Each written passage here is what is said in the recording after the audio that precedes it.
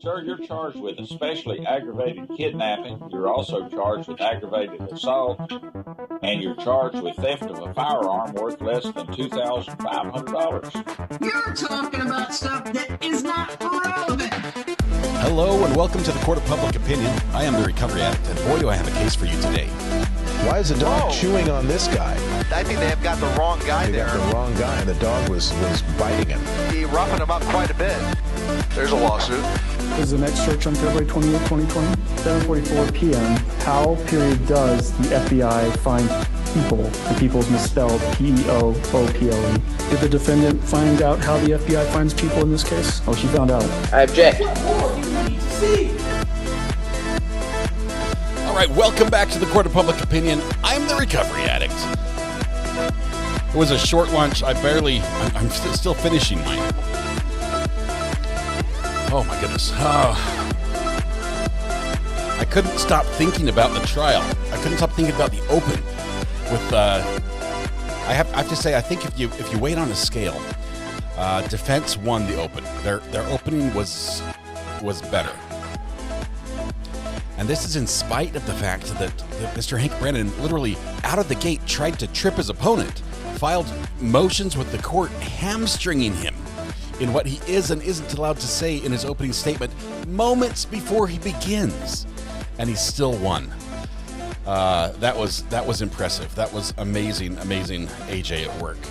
And obviously with this witness on the stand who has now been fairly thoroughly impeached, as he was last time as well, because last time he was impeached as well over the puffy winter jacket and dressed for winter comments that he testified to previously, I believe, in the grand jury hearing. It just got worse, and it got so much worse that that he had to the witness himself had to admit it first to AJ that he messed up, and then to himself silently, and that's this part right here. Three times, sir. And that's inconsistent with what? I believe a year ago. Okay. Now, you also talked about, I want to get back to the other.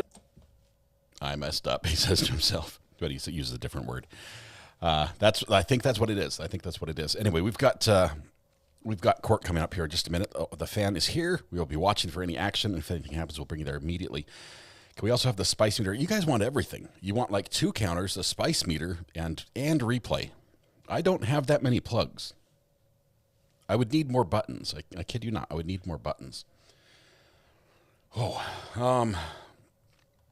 AJ is a machine. He is. He's not holding back this round. I can tell you that. Lori Vallow's still on verdict watch. That's what I've heard. We're not following that. It's probably going to come in today, probably during this live stream. If that's something you want to watch and watch live, we probably will not carry it. It probably will be spoiled on here. I'm just saying. I can't stop it from happening. We did watch her as a little filler. We didn't follow the entire trial with Lori Vallow. I don't feel married to the verdict. I think we all know what the verdict is. I'd be surprised if it's a not guilty. I'll say that. But then, of course, we knew that she was convicted of killing her kids in Idaho. So that might slant us a little bit one direction or another. All right. As far as food goes, for those that are curious, maybe you didn't ask, but I'm going to tell you anyway. I was able to dig around in the freezer and find 2 packages of Chinese frozen veggie noodle stir fry, microwavable. And I nuked both of those and ate them with some delicious hot sauce. I've really started taking to hot sauce on my Chinese noodles. So a little bit of Runkle rubbing off on me, but nowhere near the same spiciness level. All right. The judge said half an hour, right, for lunch. Having ramen for lunch, also good with hot sauce. You had salt for lunch, effectively. Yes, a little bit.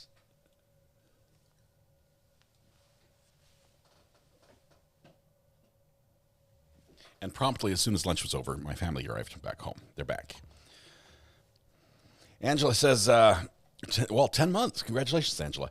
10 months, yay. But I've been here since Maya. Very happy to be here. Thank you, RA, for everything. Thank you. It was great talking to you on the phone a couple times today. Thank you. Congratulations on 10 months. I know it's been longer.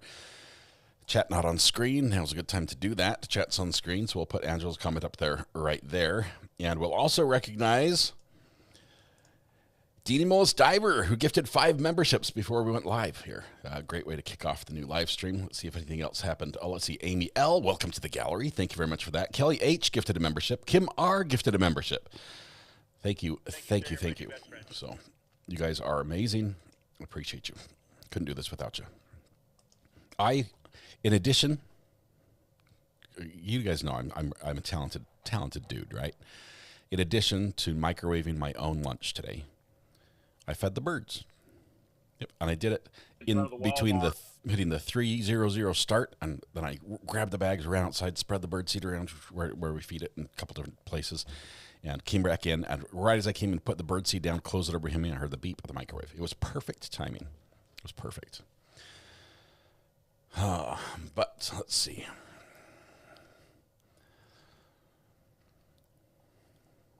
All right, I'm a talented dude.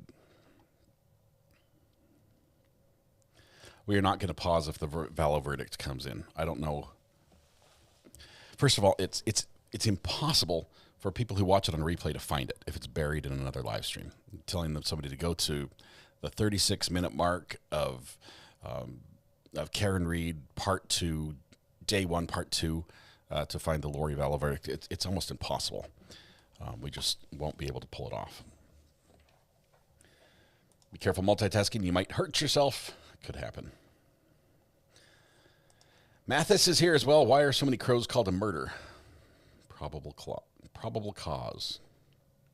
See what I did? Let's see.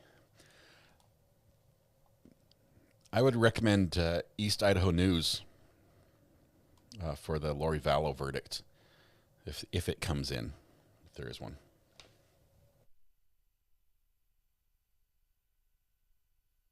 Is there a reason why this trial has the same judge? Because the reason for a new trial was not the judge.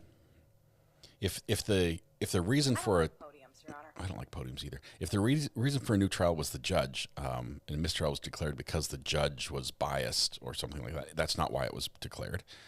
Then you would probably see the judge recuse themselves to switch. But she's in charge, and she wants to keep this case. It's her case. So from a legal standpoint, there's no reason for her to switch. Is it just me? I can't find this live on my other device. I had it unlisted. Just refresh on your other device and it might pop back up. I had it unlisted because I wasn't sure when lunch was going to be, and I didn't want to make people think that lunch was at a certain time when it wasn't. Thank you. Little RA delivers the goods. You see the package? He delivers the water while he looks at the Lego box.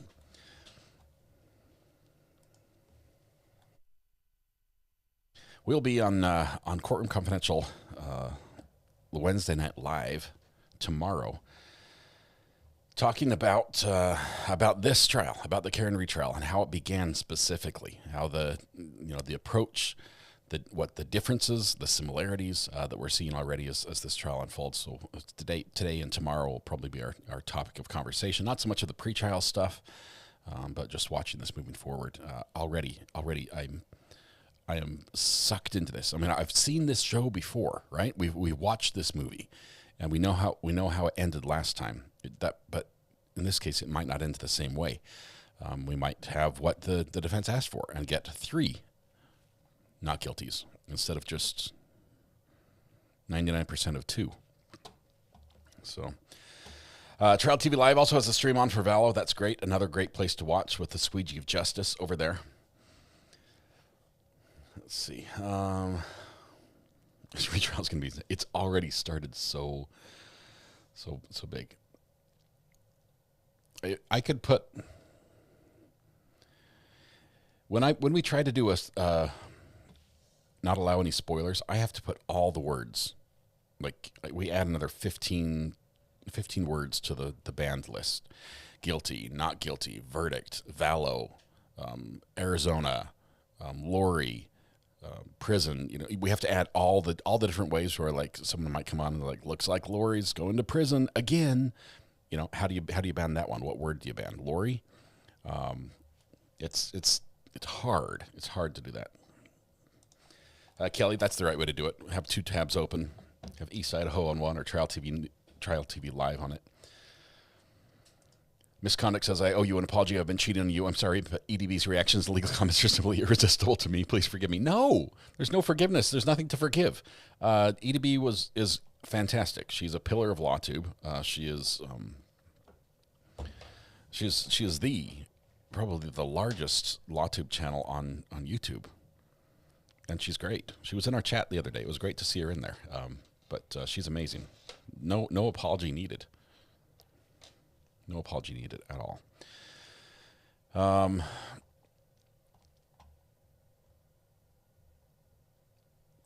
Thoughts on this being the state's first witness after that AJ opening? Well, when the Commonwealth came out with I hit him,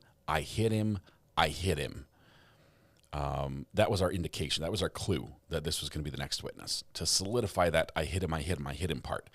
Now, why they did that, I think it's a poor idea, especially if your very first witness, who you've emphasized their testimony in your open, is so easily impeachable. Not just with, how he was impeached last time, because he was, but with the fact that now, a year later, he's saying something even different than he said last year. He got worse over time. And now he gets to testify that his memory gets better over time in spite of all the errors. Small errors, like he was wearing a big, heavy winter puffy jacket. Oh, wait, no, he wasn't wearing a coat at all. My bad. Oops, I guess I remembered that wrong. What else did he remember wrong? It seems like an odd decision to put him up first. Maybe they're getting all the people. Maybe Proctor's next. Maybe he's the next one that can be discredited on the stand. Because if they get all those out of the way, and then maybe they get to the people who don't have any dirt on them, or less so, maybe the jury will forget about the early witnesses and what they did or didn't deliver in testimony. It's crazy that the Commonwealth, for their story to be true, I mean, for you to convict Karen Reed based on their theory of events and the evidence that's presented, you have to overlook or somehow get past some serious flaws in key witnesses. I mean, serious credibility flaws in key witnesses. I don't know how you do that. I don't know why you would do that. Why would a jury look at a witness who is changing their story, and it continues to change the story, and got it wrong the first time? Like 3 times they've told the story, and they're getting it wrong over and over and over. Why would you look at that witness and say, "Yep, he heard it. I hit him." In spite of the fact that in order for that to have taken place, you have to literally pause the video to give enough time for it to occur in that moment. Otherwise, it couldn't. Okay, I mean, disregard the whole possibility option. It's going to be good. It's going to be good.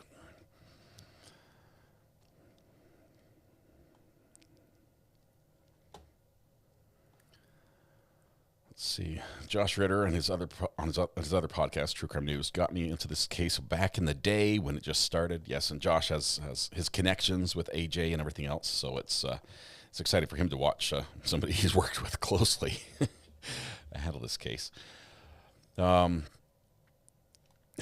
Nicole Moffat. How lucky am I? I broke my wrist and I'm at home and no more work for weeks. What timing? Nicole, I hope it didn't hurt too bad, but sometimes you got to take one for the team. And congratulations on just lining that up perfectly. You will hear in Karen's own words, I hit him, and we never will. Yeah. You'll hear somebody else who remembers things poorly say that Karen said, I hit him, and then say that, no, she said, I hit him. It's not quite the same.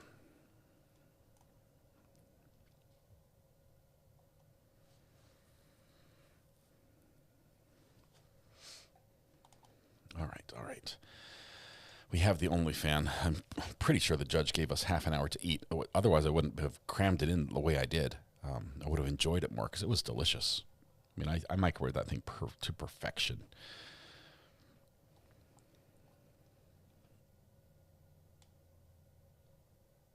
Plus, his testimony is, she asked him, do you know this man? And she answers, I hate him. That makes zero sense. Don't think anyone ever said I hate him.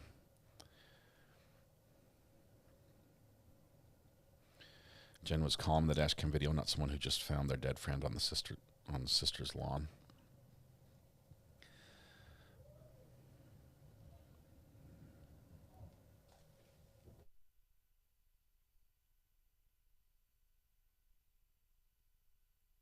Peter Ware says, call me slow, but I just got the OnlyFans reference. Yeah, that's the one. That's the one, Peter. Well, you have to listen to the our OnlyFans song. But it's on our Suno top playlist. Grandpa's OnlyFans. I'm now suspicious of the audio disappearing on that cruiser footage. I don't know. I might go in and look at that, see if we can. I don't think there's anything to pick out. I intentionally turned the volume up in my headset when they were playing that video, and I didn't talk over any of that just to hear if there was any subtle sound in the background that might be able to be extracted if we did some noise reduction and cranked the volume and strained our ears. But yeah, I didn't hear anything that's there, and you can't use audio tricks, the tricks that I use. You can't use audio tricks to put something there that isn't. All you can do is enhance something there that's already there. It's not an additive process. You can increase the volume, but you can't, all you can do is take away some of the noise to try to make other things stand out. The audio's from inside the car, so you would have had to be screaming to do that. Yeah, over the wind, over the engine of the car, over the hustle and bustle and everything else. Rosemary, welcome. Thanks for joining. Thanks for clicking the subscribe button. That is, it's great. We appreciate you. Gabby for Justice is here. Hey, those are from Mom, I think. Gabby for Justice is here. Member for 9 months. So happy you're covering this trial live. The first one wasn't the same watching it elsewhere. Love this channel and chat. Gabby, thank you very much. Appreciate it. I'm glad you're enjoying it. Let's see. We did hear some audio and then nothing. Yeah, but we could go back and play that. Matter of fact, I have a machine that does just that. Let's see the video.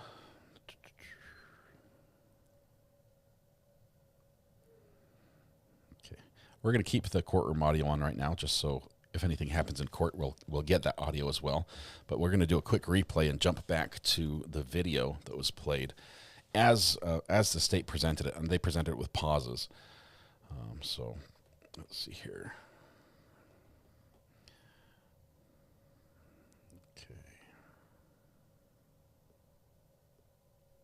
Here we go. You see a little bit of movement of bodies near that flagpole? At the present time, no. Okay. Could we continue to play, please? Yep, there they are.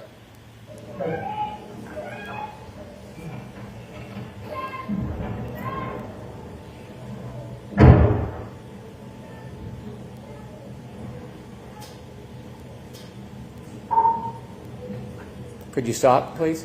Did you see the first person in line now behind the person in front of the person with the blue hat? I'm sorry, sir. Can you back it up like 10 seconds?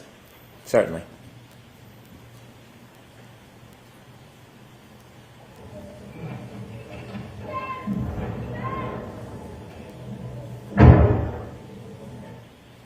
Keep going, please.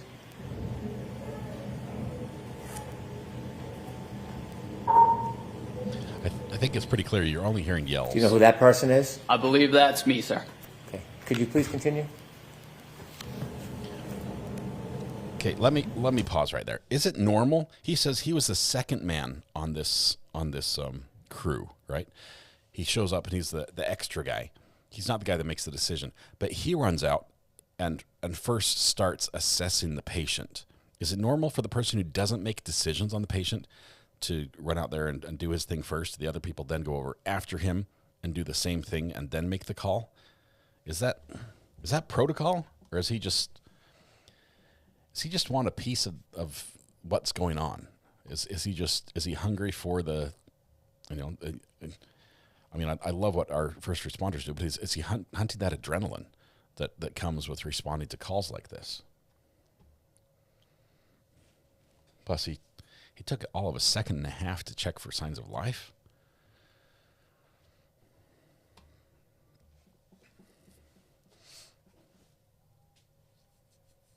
Let's see. I don't think we have a song about this trial yet. I think someone was mentioning OnlyFans, and we have a Grandpa's OnlyFans song as well.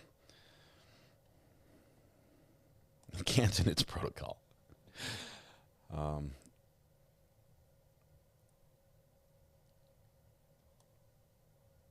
When the door shuts, we can't hear anymore. Right, but because the car door is open until the door shuts, right? And at that point, the audio path to the microphone inside the car is obscured. Okay. Say it's just he was quicker off the mark.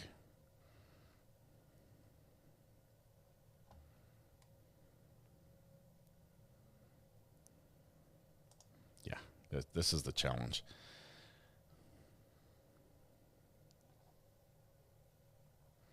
He wasn't on duty. He wasn't on that crew. He just decided to ride along. Checked with his boss, said, "Hey, can I go out with him?" And he said yes. Wasn't even dressed for it. Got dressed in the ambulance on the way there.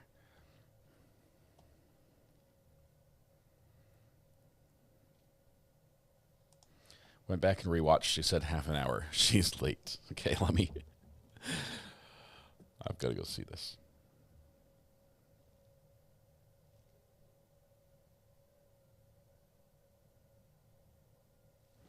Let's see if we can I'm just going to play the audio. What she said. Mr. Nettle, we are going to let you take a break and come back and join us after the luncheon break. So this is Sounds good. The luncheon break. There's lunch here for you. I assume, Tony, is it here?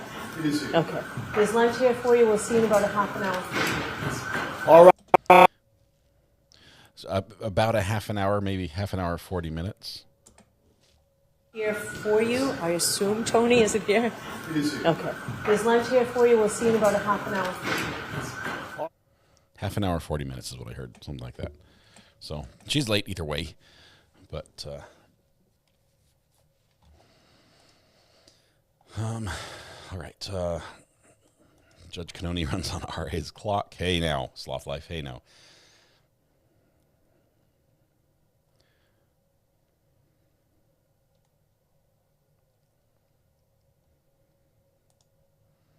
Gone that way quicker. Stephanie, I've got the benefit of tell you, this is the best equipment. I've got a replay machine that I can just spin the wheel and rewind the video. It's that easy. So. Instant replay, very easy. You are unmuted. Here we go. I was told counsel wanted to see me about scheduling. Your Honor, my apologies. That's actually a moot point at this point, so that there's no. Okay. Thank All right, you. bring Sorry. the jurors in, please. Okay.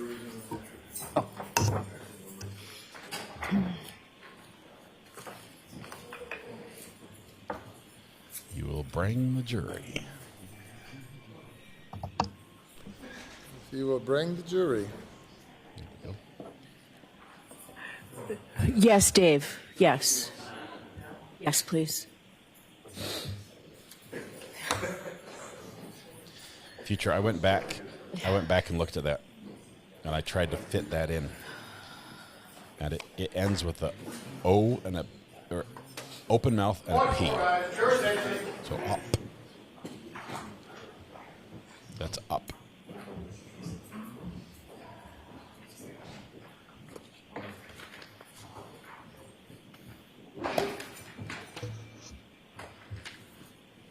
Greeners, by the way, first in chat today. Congratulations, Greeners. You, my friend, have the internet for the rest of the day. Please keep it up and running for the rest of us. You've won before. You will win again. Just don't disappoint us. Oh, yeah, I forgot. Yeah, get to work. Get to work.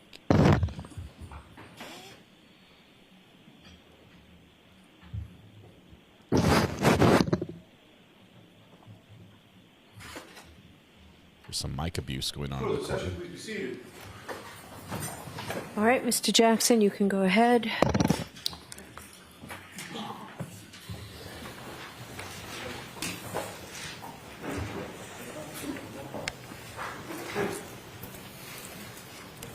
May I, Your Honor? Yes, please. Thank you. Firefighter Nuttall, over the lunch hour, did you discuss anything that we had discussed this morning or earlier in the session with anybody about your testimony? No, sir. Okay. You did mention earlier today the EMTs that were with you that responded to the scene. You mentioned, I think you said Tony Anthony Flamati, yes, correct? Yes, sir. You mentioned Kelly, and I want to say Matthew. Matt Kelly. Matt Kelly? Yep. Yourself? Correct. And of the three of you, two of the three of you were and are paramedics, our firefighter Flamati and yourself, correct? Correct. Do you know the name Katie McLaughlin? I do. Who is Katie McLaughlin? She is a firefighter paramedic for the town of Canton. Was she also on the call? She was. You didn't mention her this morning. It did not come up. She responded on the initial dispatch on engine 3. You were asked who responded with you, correct? Yes, sir. By Mr. Brennan. Yes, sir. And you mentioned yourself. You mentioned Tony Flamati. You mentioned Matt Kelly. Yes, myself, firefighter Flamati and firefighter Kelly responded in ambulance 1 together. Okay. And how did firefighter McLaughlin respond? So she was assigned to engine 3 that night. She was with Lieutenant Woodbury and firefighter paramedic Frank Walsh. She also, in addition to Walsh being, it's Frank Walsh? Yes, sir. In addition to firefighter Walsh being a paramedic, Katie McLaughlin was also a paramedic. Correct. Okay. So she responded to the scene at the same time as you, generally, but in a different ambulance. In a fire truck, in a piece of fire apparatus. She was in engine 3. Got it. Engine 3. Okay. And she was with you, generally, when I say with you, at the scene during the entire time that you're describing the events that you described with Mr. Brennan on direct examination? For the most part. Okay.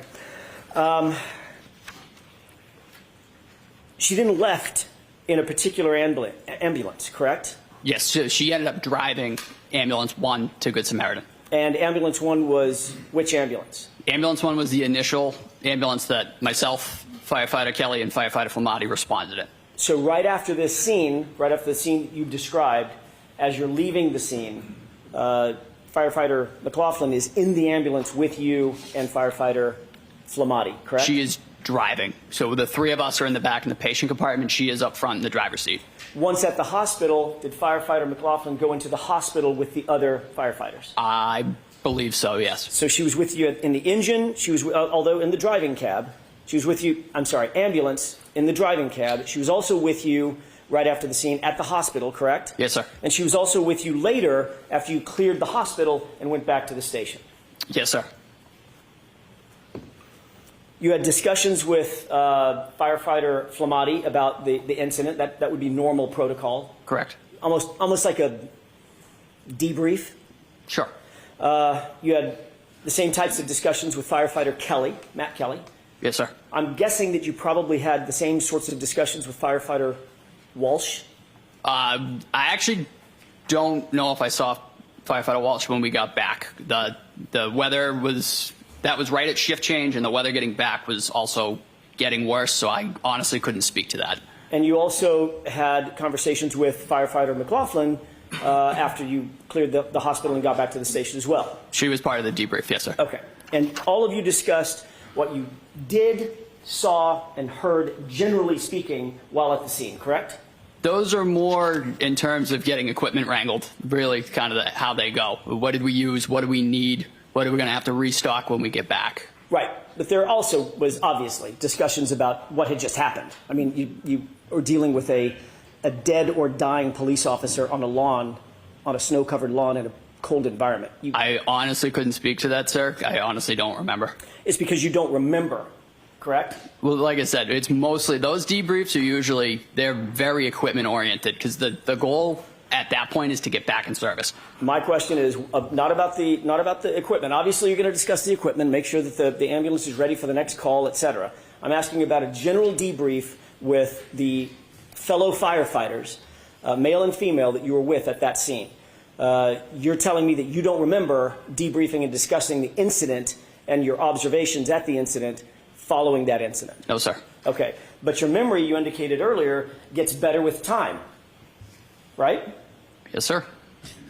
You don't remember it as you sit here today? Ask the question again? Sure.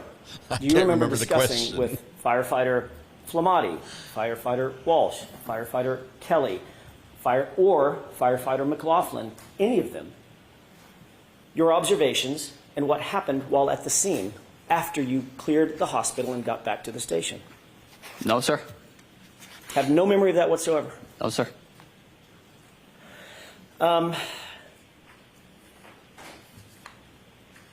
When we left off before lunch, I was asking you about a hematoma and a laceration over the right eye of Mr. O'Keefe.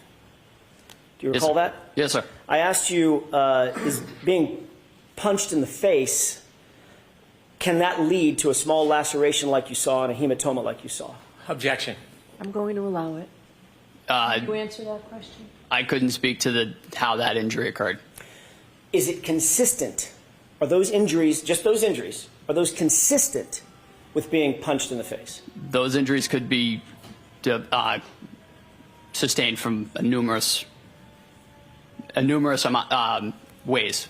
And yes, it could be from that. It could be from others as well. Okay, so that's what I'm asking you. It could be, in other words, it's consistent with being punched in the face, correct? Correct. Thank you.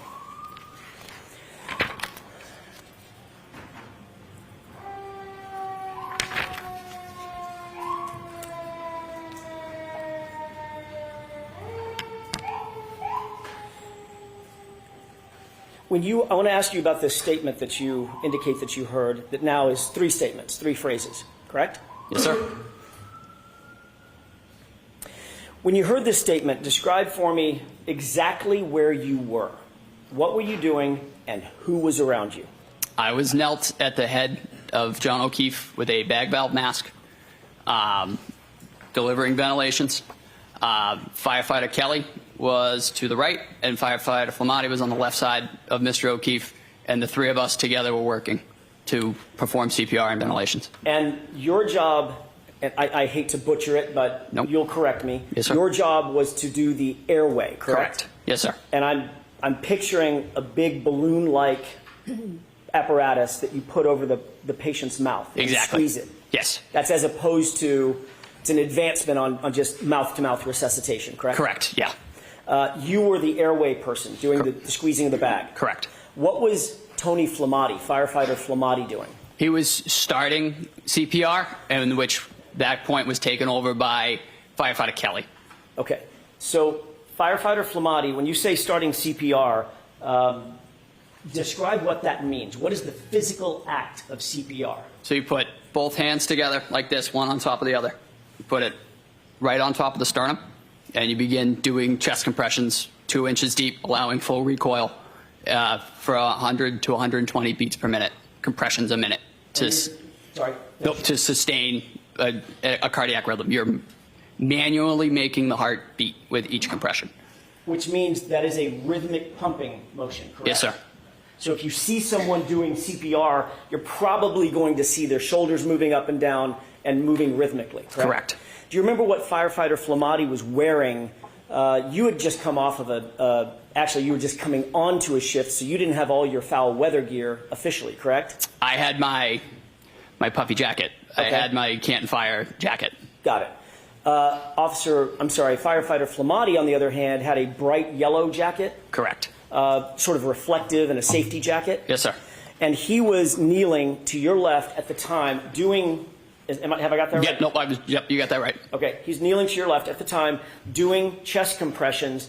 That's when you indicate that Miss Reed walked over and made the statement. Correct. And Kelly was there as well? Yes, sir. Kneeling right beside all three of you as firefighter Flamati was giving the chest compressions, correct? Yes, sir. Okay. You indicated that the statement was in response to a question that you asked of my client, do you know him? Yes, sir. Is that right? Correct. And she responded to you with the phrase that you've used, I hit him. I hit him, I hit him, I hit him. Right. So it's absolutely clear in your mind when that statement was made, you were knelt down over Mr. O'Keefe. Firefighter Flamati was doing the CPR, and Kelly was with the both of you when you posed that question. Yes, sir. All right, roll the tape. It's a very detailed memory. Yes, sir. You indicated, Mr. Brennan, that sticks out in your mind. Is that right? It does. But that's not at all what you told Trooper Proctor on February 8th, just 10 days after this incident, is it? I don't recall what I told Trooper Proctor. I thought your memory got better with time. I don't recall that meeting. Okay. I recall meeting with him, but I don't recall the extent of what was discussed. You literally don't recall anything that was discussed in that meeting in that formal interview with the lead detective on this case. We discussed the case, but I don't, in his words, I'm not sure what he put down. What you said to Trooper Proctor on February 8th, 10 days after this, was you overheard Miss Reed say, I hit him one time to another female that she was talking to. Correct? Objection. No, I'll allow it. Did you say that? I have no memory of this, Your Honor. Okay, next question. He's still mouthing Did words. you say that her statement was in answer to a question posed by the female or a discussion with the female? Break that down for me, sir. Sure. Did you tell Trooper Proctor on February 8th that what you heard was Karen Reed speaking to a female, not answering a question that you posed? Again, I don't recall that specific question. Did you tell Trooper Proctor on February 8th while you were rendering aid, and at the time you heard the statement, Miss Reed was actually praying over John? Your words, praying over John. I don't recall ever saying that.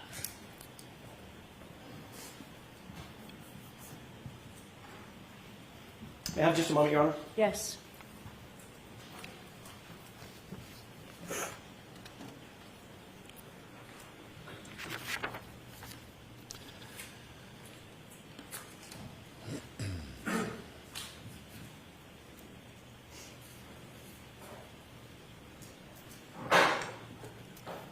Cross-examination comes in on witness number 1.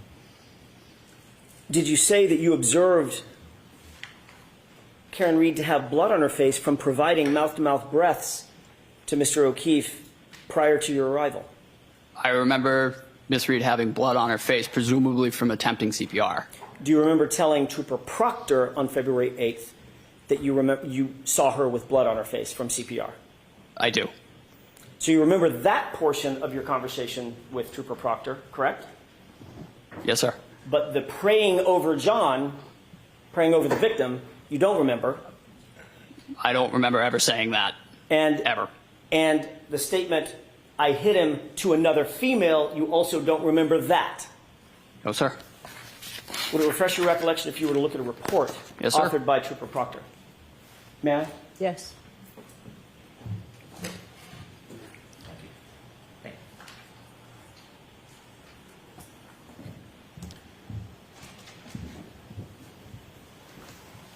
May I direct the witness's attention to the second page, Your Honor? All right, why don't you take a look at that, sir?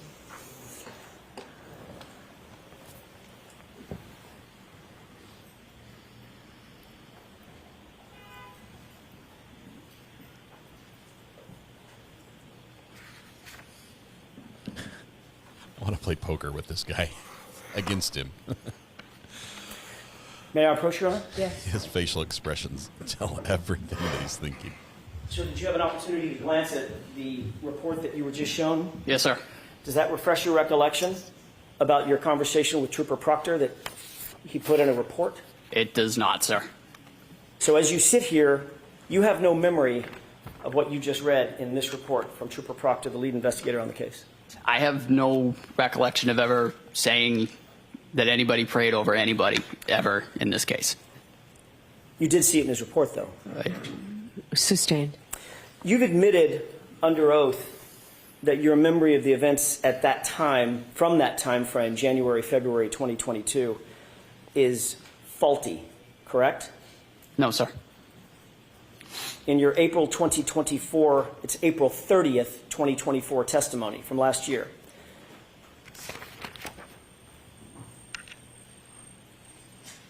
you were asked whether or not your memory was a little faulty, and your answer was absolutely, correct? Could I have a page and number, Where is please? that, Mr. Jackson?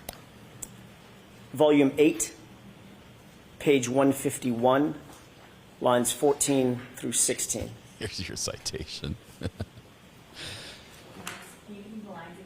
Lines 14 through 16.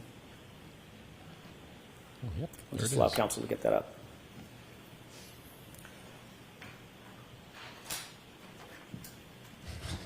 Volume 8. If we could pose the entire question and give content to it, please. You can do it on cross. Okay. May I? Yeah, so do you intend to show the whole question? The whole question that I asked and his answer, yes. All right, now I'll give you the opportunity on redirect, Mr. Chairman, if it's not. Go ahead. Is it true that in answer to the question, quote, so it's fair to say your memory is a little bit faulty as it pertains to that time frame, your answer was absolutely, correct? From last year? What you testified to last year about conversations that you had with Trooper Proctor around February 8th of 2022. Yes, sir. And you would agree, as you sit here, that your memory is still faulty about your conversation with him, With correct? Trooper Proctor? Yes, Yeah. sir. So you're not saying you didn't say that the statement was made to a woman, correct? Objection. Are you saying that? No, ma'am. Okay, next question. Thank you. And you're also not saying that you didn't say to Trooper Proctor that you saw Karen Reed praying over John O'Keefe. Objection. So I'd like you to ask that differently. Did you say that? I have no recollection of saying that ever. Okay. Next question. My point is, if you have no recollection of it, you're not denying saying it. Objection. Are you denying saying it? Yes. Okay. So you do have a recollection that you never said it. Do you understand the difference? Oh, sir, I don't believe I've ever said praying. That's really not something that I would have said. I didn't see it that day. It didn't happen. I don't remember ever saying prayed You didn't in see regards it to this case ever. You didn't see it that day, and it never happened. That was your words just now, correct? Break that down for me. You didn't see it that day, and it never happened. That's what you're saying about the praying statement, correct? Yes, sir. And in that same exact statement, you also included the phrase, I hit him, correct? No, sir. In the statement that you made to Trooper Proctor? The report that Trooper Proctor wrote? Correct. Again, I don't remember ever saying the words praying over him. I do distinctly remember I hit him, I hit him, I hit him. Which doesn't appear in that report, does it? Objection. I'm going to sustain that, Mr. Jackson. You directed him only to page 2. Understood, Your Honor. I'd like to show you a short portion of a video, the same video that you were asked to look at on direct examination. And Your Honor, I pray to the court, I can certainly mark it as a defense exhibit or for So identification. is this going to be an exhibit by agreement? It is. Okay, It is. So we now that, Madam Court Reporter, thank you.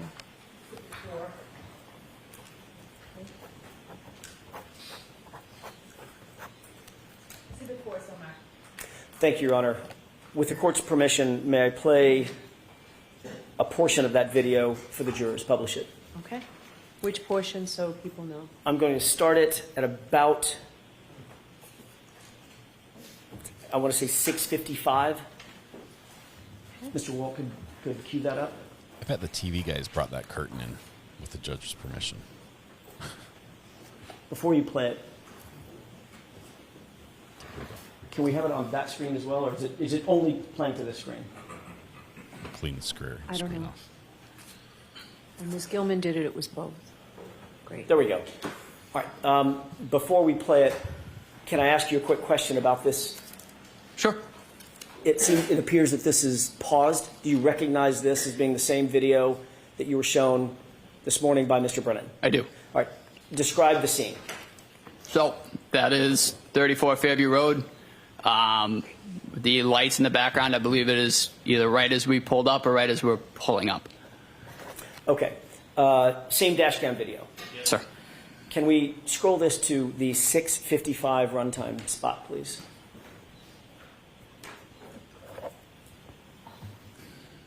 Trying. Scrolling is hard. Pause it. Okay. Do you see the individual on the left? Far, far, far left. Yeah, the jacket? Correct. Yes, sir. Who's that? I believe that's firefighter Flamati. You previously indicated that when you heard Ms. Reed make this statement, that firefighter Flamati was on his knees providing CPR at the same time you were knelt down providing the airway. This isn't when it was That's stated. not my question. Is that what you said? Can you repeat the question, please? Sure. You indicated earlier when you heard this statement by my client, you were very detailed. Firefighter Flamati was knelt down providing chest compressions at the same time you were knelt down providing airway support for Mr. O'Keefe, correct? I had also said that at some point That's a firefighter yes or no Flamati question. had So I'm going to let the witness answer the question. had transferred CPR to firefighter Kelly. Firefighter Kelly did take over compressions at one point. Okay. That's not my question. Okay. My question is an easy one. Did you say that when Miss Reed walked over to you and you had this dialogue with her, she made that statement, that firefighter Flamati was on his knees providing chest compressions at the same time you were knelt down providing airway support? Yes, sir. Okay. Firefighter Flamati, your testimony, appears to be standing up right there, correct? Yes, sir. Let's play the video forward for just a second. Cameraman, go. Stop it. What did you see firefighter Flamati do just now? I believe he just knelt down. Okay. So at this point, he's kneeling for the first time, correct? Yes, sir. And he's about to provide chest compressions as your memory serves, correct? Yes, sir. All right. Let's go ahead and play it forward.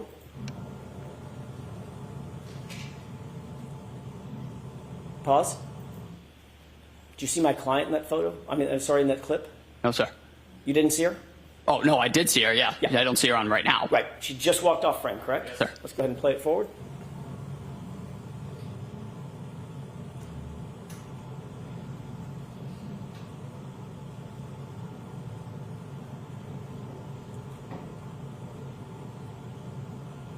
Stop it. You see my client walk back into the frame? Yes, sir. At this point, you were watching firefighter Flamati. He appears to be now providing CPR, correct? Yes, yes, sir. Okay. And my client is nowhere near you, correct? At least for this clip. No, sir. Okay. Correct. And the clip that I just played before, the few seconds that I played before, nowhere near you, correct? Correct. Is that right? Yes, sir. Let's go ahead and play it forward.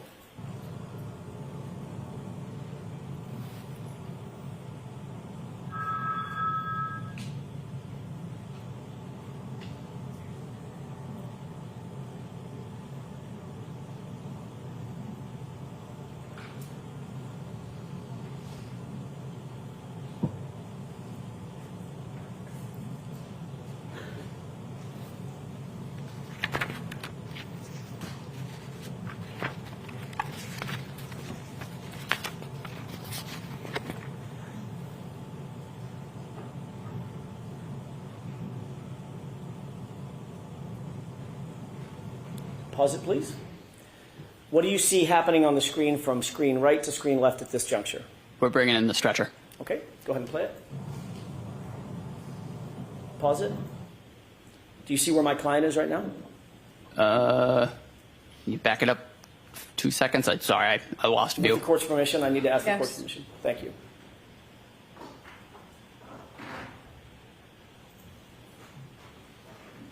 Okay, let's go ahead and play it. Pause. There was a sigh. Did you see my client? Yes, sir. Where is she in the frame? Behind that other individual. Behind the SUV? I believe she's in front of the SUV and behind the other individual. Okay. I meant the SUV, that's the white SUV that's in Yes, sir. the far distance. Yes. That's the back of the SUV. She's behind it, right? Correct, yes. Okay. Not near you. No. Okay. Let's go ahead and play it.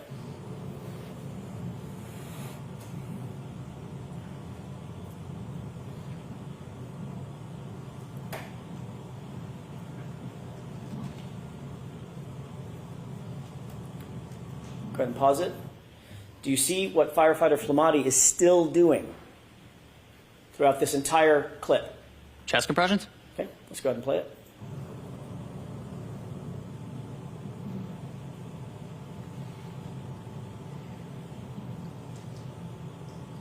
Pause. What's happening now? Where Mr. O'Keefe's on the scoop stretcher and he's being transferred to the ambulance stretcher. So that's the entire time Mr. Flamati, firefighter Flamati, was giving chest compressions. It's captured right here on this video, correct? Yes, sir. Okay. And now Mr. O'Keefe is up on the stretcher, and you are no longer knelt down? No, sir. And firefighter Flamati is no longer knelt down? No, sir. And you're now following the stretcher with, it looks like, 2 or 3 other EMTs, correct? I am not in that frame, sir. Okay, so you've walked away. Yes, sir. All right. Let's go ahead and play it forward. Pause it. You see where my client is? Yes, sir. Go ahead and play it.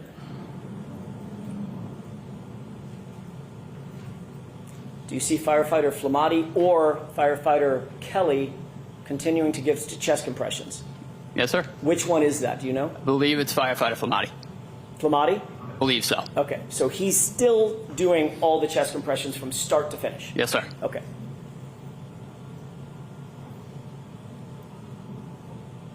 And what's happening right now? Now we are transferring to ambulance 1. And where's my client? Right front and center. May I have just a moment, Your Honor? Yes. We can realize that. Consult Ms. Little, who knows everything about everyone's testimony.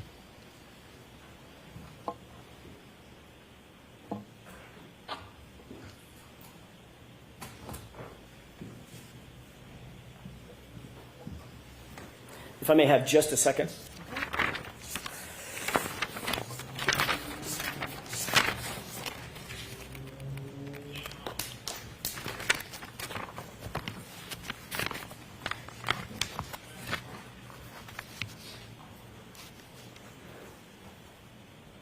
With regard, just a couple of more questions with the court's permission. Okay. I'm going to change gears with regard to what you talked about on direct examination, the hypothermic conditions. You're not a medical doctor, correct? No, sir. You don't diagnose patients? Sir. You're not diagnosing that John O'Keefe suffered from hypothermia that night? No, sir. Thank you. That's all I have. Okay. Can you follow up, Mr. Brown? Please.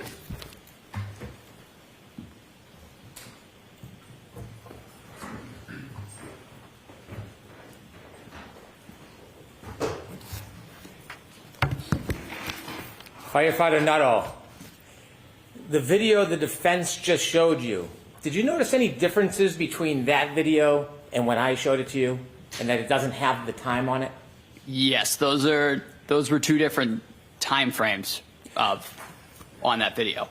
And when we spoke about when the defendant said to you, I hit him, that wasn't shown to you in that video just now, was it? No, it was not. So if we go back, will you be able to explain where you came from and firefighter Flamati came from and when you first went over to John O'Keefe? Sure. With the court's permission, Ms. Gilman, if you could start that video. I think it is 6:11, please. I'd like to see it not Now stop it paused. there. Do you see that this exhibit has timestamp on the top? Yes, sir. Okay. Please continue. Going to move so we can see the left-hand side of the screen. That's where all the action is. Ah.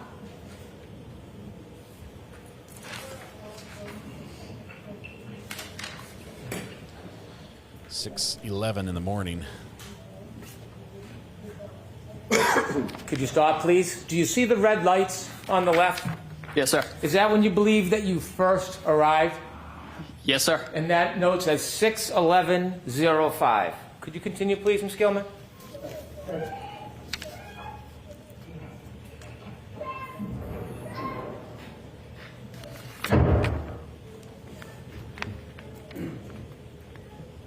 Please watch to the left. Stop, please. Is that when you first arrive and walk over to help John O'Keefe? Yes, sir, that's me. I'll note that the timestamp is 6:11:21. Okay. Continue, please.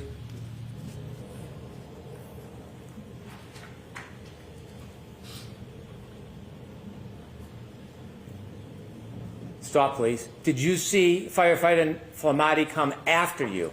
Yes, sir. Was any of this shown to you during those questions? No, sir. No. Continue, please.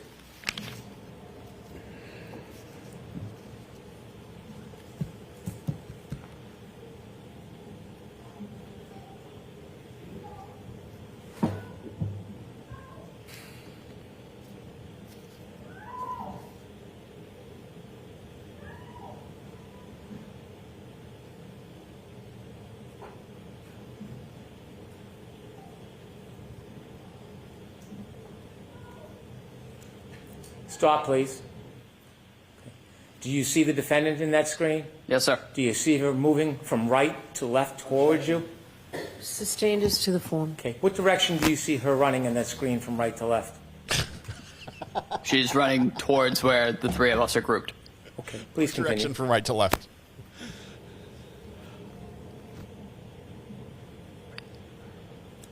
Stop, please. That's where they say she said it.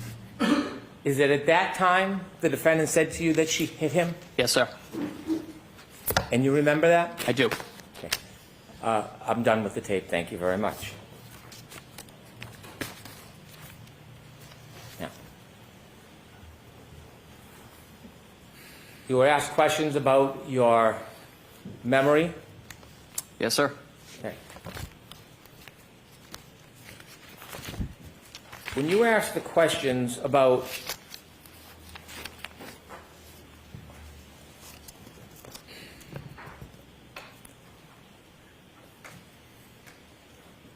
Trooper Proctor, when you were saying that you didn't remember, were you referring to the conversation with Trooper Proctor, or were you suggesting you didn't remember what happened that morning? I don't remember the interview with Trooper Proctor. I remember it happened. I don't remember the substance of what was discussed entirely. I remember we discussed that morning, but... Do you know if that conversation was recorded or just a conversation between you and the trooper? I do not know if it was recorded. You asked questions. I want to ask you about questions on Mr. O'Keefe, and you mentioned that there was some type of blood clotting on the back of his head? Yes, sir. Okay. You noticed there were abrasions on his right arm? Yes, sir. You noticed there was a hematoma on the right side of his head? Yes, sir. Did you see any bruising on his right knee? I don't recall, sir. Did it stand out to you that all of his injuries, all of them that you saw other than the cut on the back of the head, that they were all on his right side? Yes, sir. Did you notice any hematomas on his left side? I did not. Did you notice any scratches or abrasions on his left side? I did not. Did you notice any marks that would be consistent with an altercation on the left side of his body? I did not. You were asked about the cause, and you said that you don't know the cause. You weren't there, were you? No, sir. You asked if it was consistent with being punched, and you said it could be. Yes, sir. Could it be consistent with being clipped by a car? Objection. Sustained is to the form. You were asked questions about clothing, Yes, sir. and you had at one point said you thought that Mr. O'Keefe was wearing a winter jacket. Do you have any memory that when you first got there, or when you first got there, do you have any memory whether there were any towels wrapped around Mr. O'Keefe's head? I remember there was a white cloth of some sort on the scene. Okay. And when you were asked about your memory regarding the clothing, was the clothing of what was utmost importance to you at that time? No, sir. And why is that? I was, again, focused on Mr. O'Keefe's airway and ventilation. Okay. And when you were asked about the clothing, do you remember if you added anything else about your certainty or uncertainty about clothing when you previously gave a statement or testimony? I believe when I testified last year, I did note I had no part in removing any articles of clothing or anything like that. That was not my job in the back of the truck. Do you remember any recognition of the fact whether you were certain or not about clothing? Repeat the question, sir. I'm sorry. Well, is there anything that would refresh your memory about what you had said about clothing? Objection. Ask a different question first. You had mentioned that you had some difficulty about clothing. Do you remember what you had previously said? I remember there was some difficulty of getting the individual's fingers through clothing just because they were so cold. They were difficult to manipulate. Just they really was not conducive to getting clothing off easily. Okay. You met with me 3 times? Yes, sir. I had not met you before any of your prior testimonies, had I? No, sir. Do you remember meeting with me and discussing this case with me? I do. Do you remember me asking you to tell me what you remember? I do. Do you remember what I told you about testimony when you come into court? Yes, sir. What would I tell you?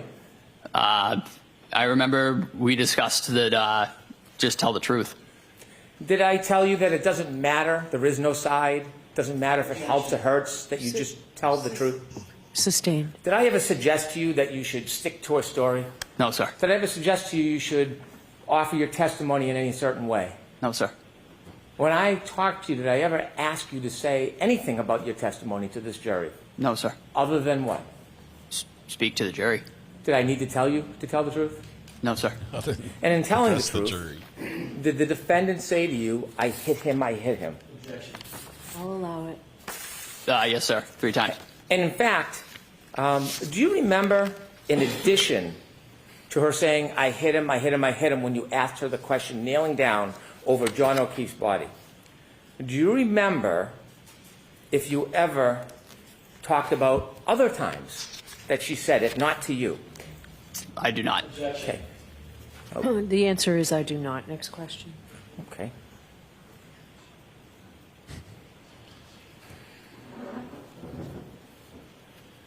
I don't know if I've ever seen a witness look quite this uncomfortable on the stand, even on direct.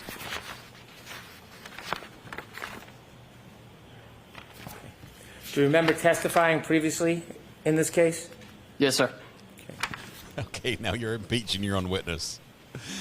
Do you remember saying you heard her say it other times?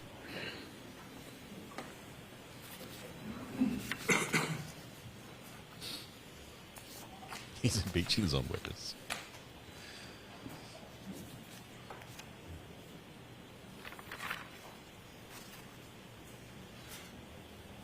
Do you remember at all discussing whether or not, after she left you, whether or not the defendant was still talking and speaking? I'm sorry, sir. Repeat the question. Do you remember, after the defendant left you and made that statement to you, do you remember talking, did you hear her speak to other people after you? I heard her having conversations in the background, but that was not my focus at that time. Okay. And during those conversations in the background, did you hear her talk about that same issue again? I believe she said it several times, but the 3 times she said it to me were what stuck out to me. Okay. And when she said it to other people, it wasn't directly to you? No, sir.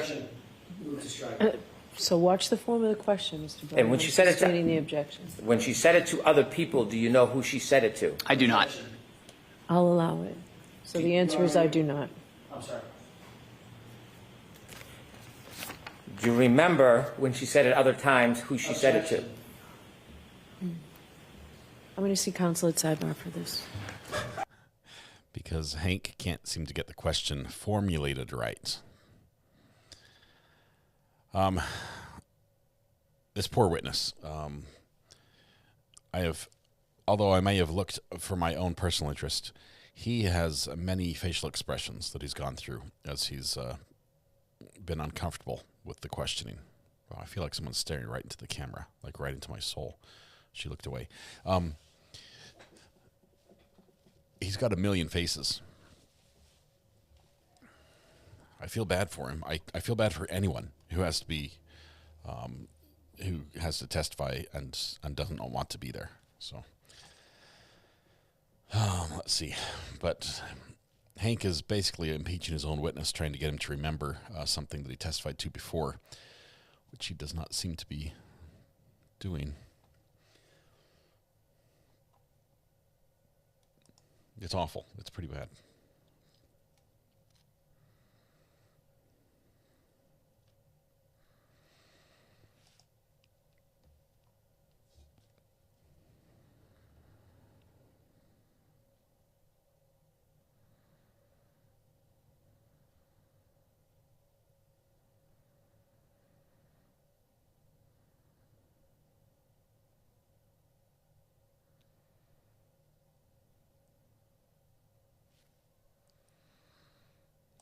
It's not impeachment if you no longer remember.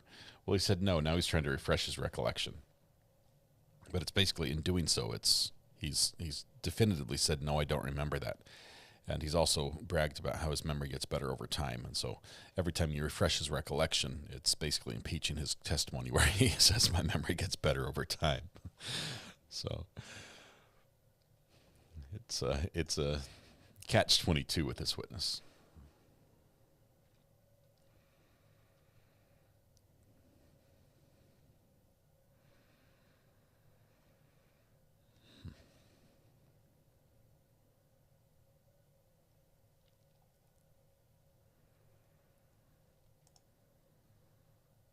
His problem is he suddenly remembers. I did hear a little bit of a difference when Hank Brennan got up the prosecutor got up to question him about that meeting he had with Trooper Proctor. His terminology and how he referenced it says, I don't remember exactly what we talked about. I know we talked about that morning, but I don't remember exact words. Where when defense asked him, he's like, I have no recollection of anything that happened in that meeting. So it is a little selective.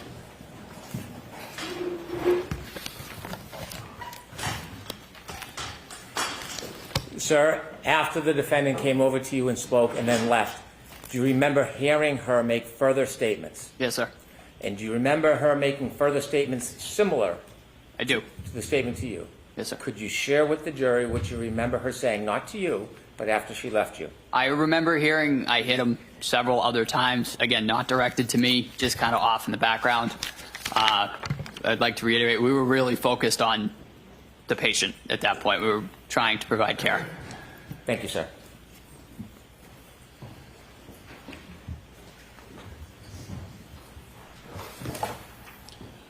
Recross. So now, after Mr. Brennan asks you a few questions, now you remember her saying, I hit him a bunch more times, correct?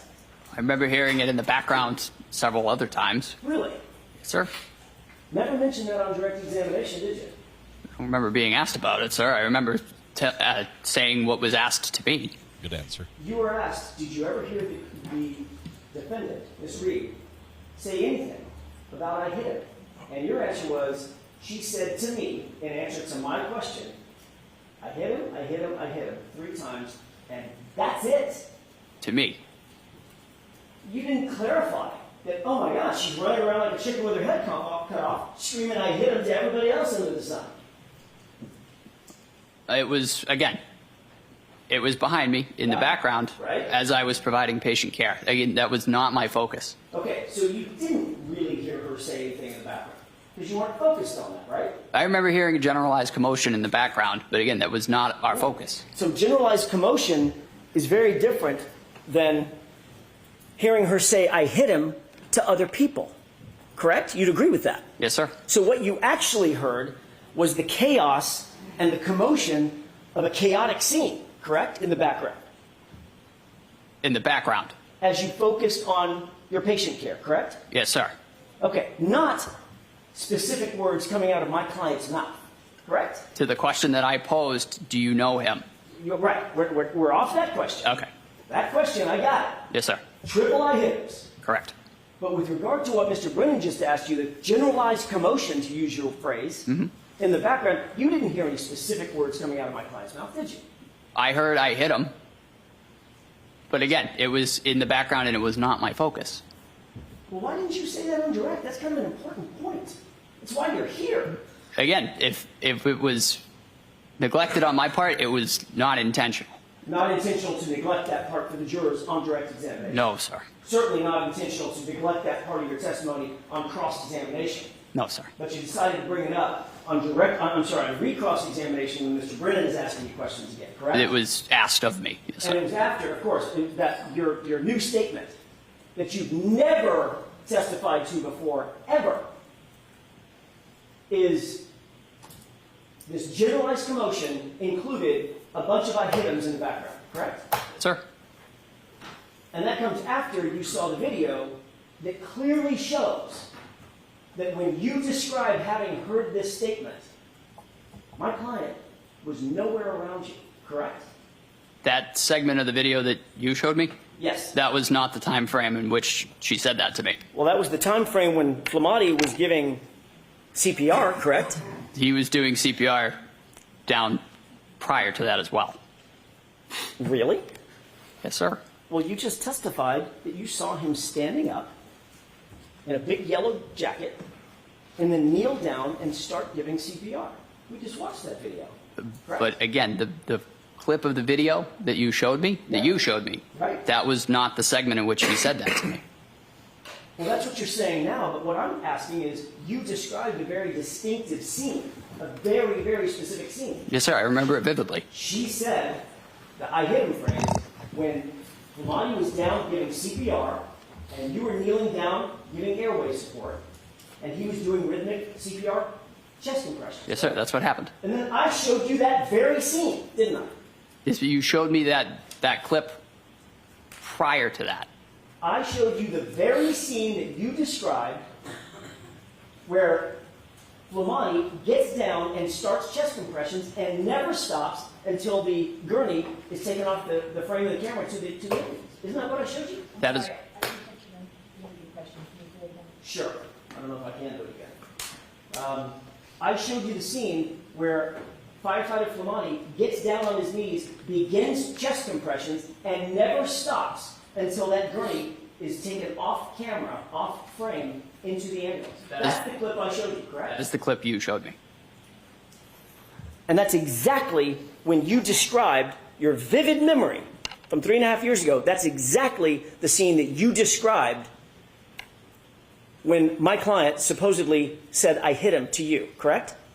Again, the clip that you showed me, that was not when it was said. That segment that you showed, that was not when it was said. It was said prior to that, when the three of us were together. So Flamati was not giving chest compressions then? He was. The CPR was a continuous effort throughout the resuscitation. But we saw him start it. Officer, Firefighter Nuttall, we saw him start it. We saw him walk into the frame, kneel down, and begin the chest compressions, didn't we? We did. And at no point, at that time or after, did my client even approach you, did she, in that clip? She did. What? Objection. Just a question. Sure, Mr. Johnson. sure.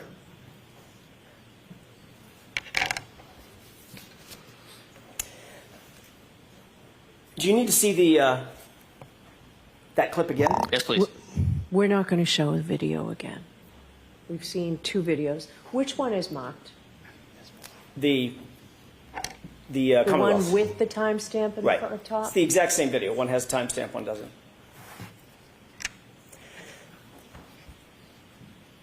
Just to be clear, you described a very detailed scene in which firefighter Flamati got down on the ground on his knees and began CPR. Yes, sir. We saw a clip that it played fully through. Mm-hmm. Starts and stops, but it played fully through. Correct? Yes, sir. That was true and accurate video of what happened that day, Yes, sir. that morning, correct? Correct. And from the time firefighter Flamati began his CPR, he never stopped. Went all the way through until the burning was taken off the camera, correct? Correct. You also described very clearly, before you saw the video, that the time when my client walked over and you had this dialogue and you heard this statement, it was during the time that firefighter Flamati is given the CPR, correct? You described it. Yes, sir. But when we actually see firefighter Flamati giving the CPR, as per your description, at no time did my client walk over and have a conversation with you, did she? In that video? She did in the video. In the portion that Mr. Brennan played you, was firefighter Flamati giving CPR at that point? As I said previously Was as well. he or was he not? Yes or no? Objection. I'm going to let the witness answer the question. Firefighters Kelly and Flamati were trading off CPR. Tony started doing CPR, and it was passed off at one point to Firefighter Kelly. Firefighter Kelly at that time was a BLS EMT. Firefighter Flamati was a paramedic. They're going to move towards Firefighter Kelly performing CPR because at that time his skill set was not as advanced as Firefighter Flamati's, as Tony's. But they did switch off. That is a routine cardiac arrest. We switch off compressions. But the video that Mr. Brennan showed you was earlier in time, a few seconds or a minute or two earlier. Yes, sir. You'd agree with that, correct? I would. And firefighter Flamati had not begun CPR, had he? I don't believe so. That's right. He hadn't. But that's the time that my client walked over your general area, correct? Correct. Before CPR was started, correct? CPR was started immediately, sir. Can we wrap this up? I don't know if we can, Judge. Give you a couple more minutes. Do you understand the confusion? Objection. Sustained. All right. A couple more questions on this. The point is, he says he The vividly video remembers. that Mr. Brennan showed you, Yes, sir. and you pointed to and said, oh, that's the time when she walked over and said the statement. Yes, sir. Remember that? I do. Firefighter Flamati was not even kneeling down giving CPR, was he at that point? No, The answer is yes or no? No. Okay, he was not. Later, as the video continues to run, at some point, we see firefighter Flamati enter the screen, kneel down in that bright, reflective yellow jacket, and begin CPR, correct? Yes, sir. You had previously said that when you heard the statement and she walked over to you, it was when firefighter Flamati was giving CPR, correct? Yes, sir. And at no point, you'll agree with me, we just played the video, at no point after he started giving CPR did my client come anywhere near you. Isn't that what the video showed? That was the segment that you showed me. You indicated on redirect that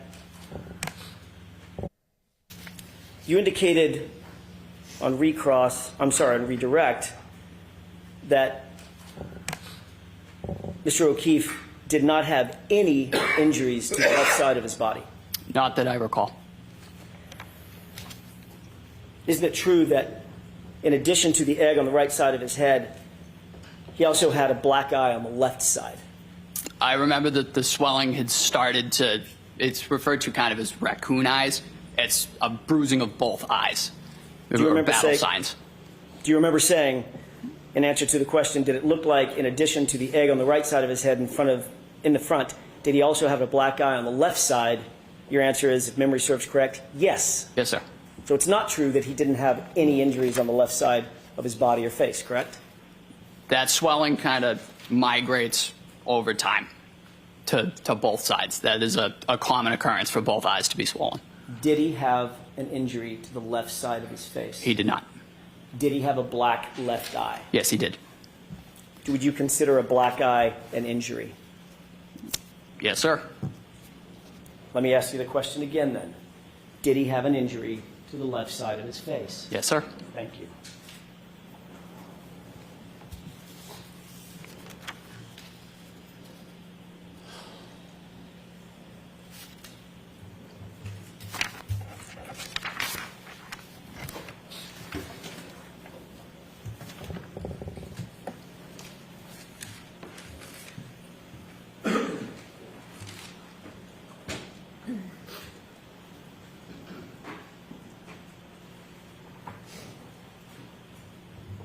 One last question.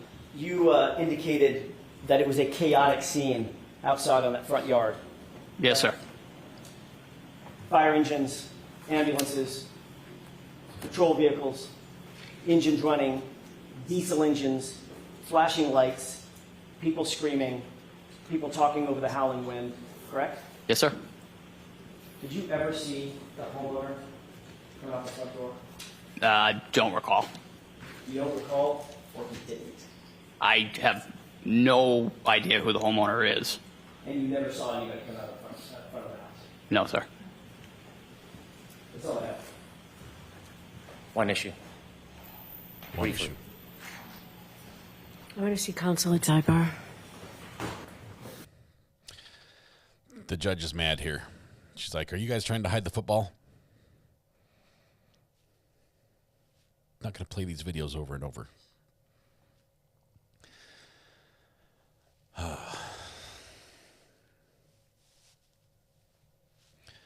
Judge does not like spending a lot of time on issues like that. She also does not like the replaying of video over and over to prove a point. Sometimes when the witness asks for it, she will allow it. But that's about it. It's like when they say, can you back it up a few seconds? That's okay. But if they say, hey, can you show it to me again? She's like, nope. Nope, we don't do that. Nope, you don't get to count my size, unfortunately. And on the side counter, if we jump to it right now, it looks like we have 9. 9 size. Size and or sirens. So everybody goes up to sidebar.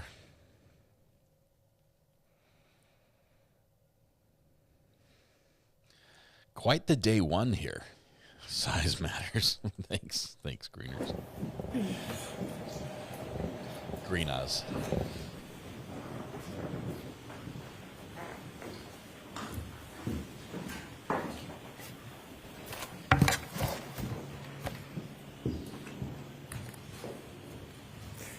Sir, in Mr. Jackson's questions, he asked if you had ever said that you heard the defendant say, I hit him, We had judge's side there. separate from when she approached you. Do you remember previously testifying that you heard her saying, I hit him in the background, separately from you? Yes, sir. You remember testifying that before under oath? Yes, sir. In court?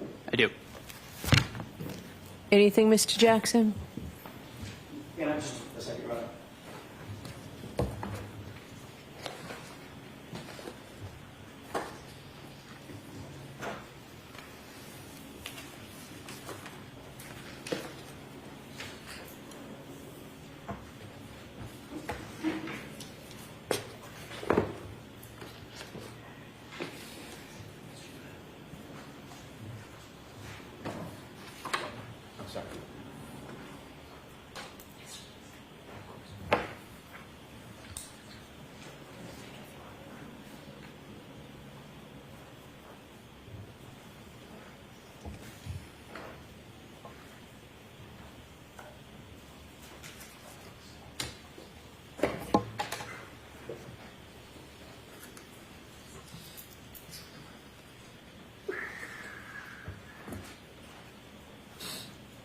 Thank you, Your Honor. If I may? Yes. Just a quick question, Firefighter Nuttall. When you were asked to recite your memory of that day on February 8th, 2022, just 10 days after this incident, did you ever say that you heard in the background, I hit him over and over again? I don't recall. All right. When you testified at the grand jury, last question, when you testified at the grand jury, Did you ever say that? I don't recall. But again, your memory is better now than it was then. Right? Yes, sir. All right. Firefighter Nuttall, you are all set. Thank you, ma'am. All right, your next witness, Mr. Brennan. Thank you. The Commonwealth calls Kerry Roberts. Here we go. The other KR in the trial. There's another sigh from the judge. Could I?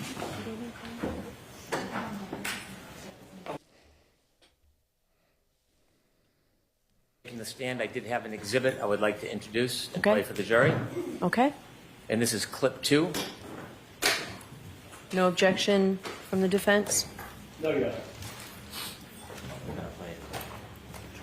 And you're marking this as an exhibit? Yes, Your Honor. Okay. Do you have something for the court reporter to mark? Oh, we're going to mock it, And all put right. it on a zip drive. We can discuss collecting all the clips and putting them on the same zip drive, or we can use different zip drives, whatever the court's preference is. So we need something. So we need something physical. You can play it and then we'll mark it. Ms. Gilman, do you have a separate clip? Jim, is that right? Thank you. I can have this marked, Your Honor. Thank you. Don't think he means zip drive. All right, Ms. Roberts, please. Okay, thank you. We'd like to play this first and then call Ms. Oh, Roberts. okay, I'm sorry. Thank you, Your Honor.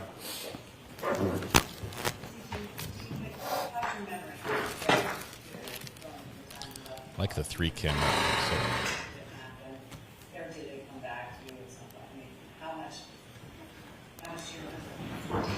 I remember it, but I questioned do I remember it because it's been relived so much. I mean, when I see the video of me driving from the waterfall, like what I just described, tapping the brakes when I crossed the intersection, Washington over Sherman Street, do I actually remember that I kind of slowly proceeded through that green light? No, I don't actually remember that. But I've seen the video so many times that you then question, did I remember it on my own? Or was my memory jogged? But I also wondered, did I say could I have hit him? Or was it told to me that I said I hit him? And I knew I never could have said that, so the closest I must have said was, did I hit him? I know I said I hit him, but did I really say it as many times as law enforcement's claiming I said it? Thank you. I'd now call Kerry Roberts.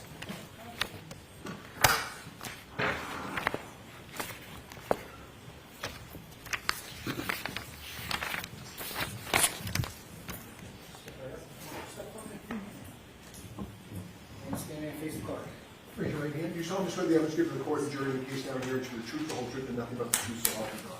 Yes. Thank you. You may take the seat.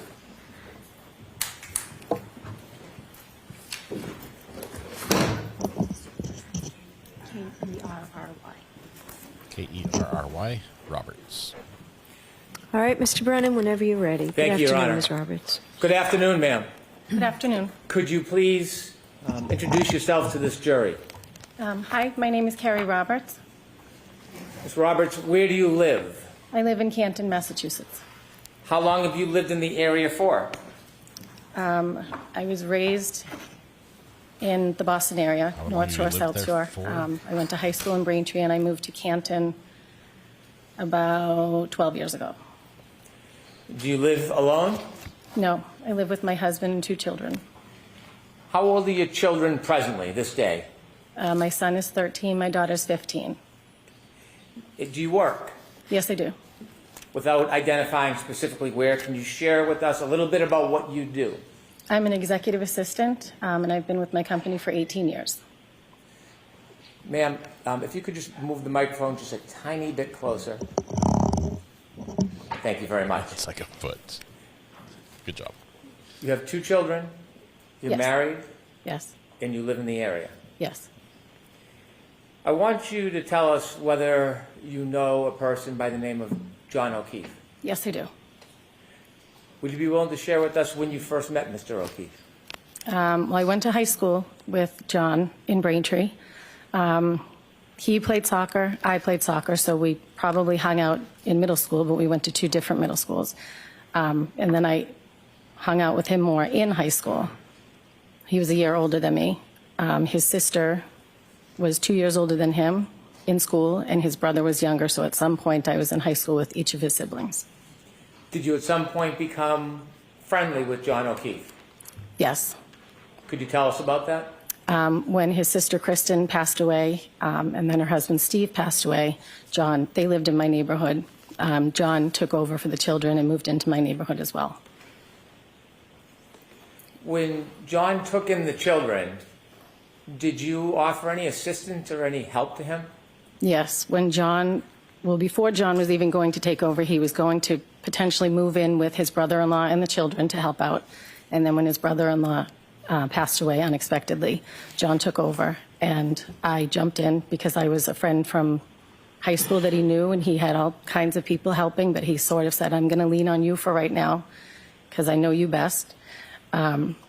And I knew his parents and his siblings, and so I introduced him to my husband, and we jumped in. It was, preschool drop-offs, preschool pickups for my son and his son, and just from then until the time of his death, we were just friends, very close friends, and we hung out all the time. The children hung out all the time, and he was the emergency contact list at my children's school to call if something had happened.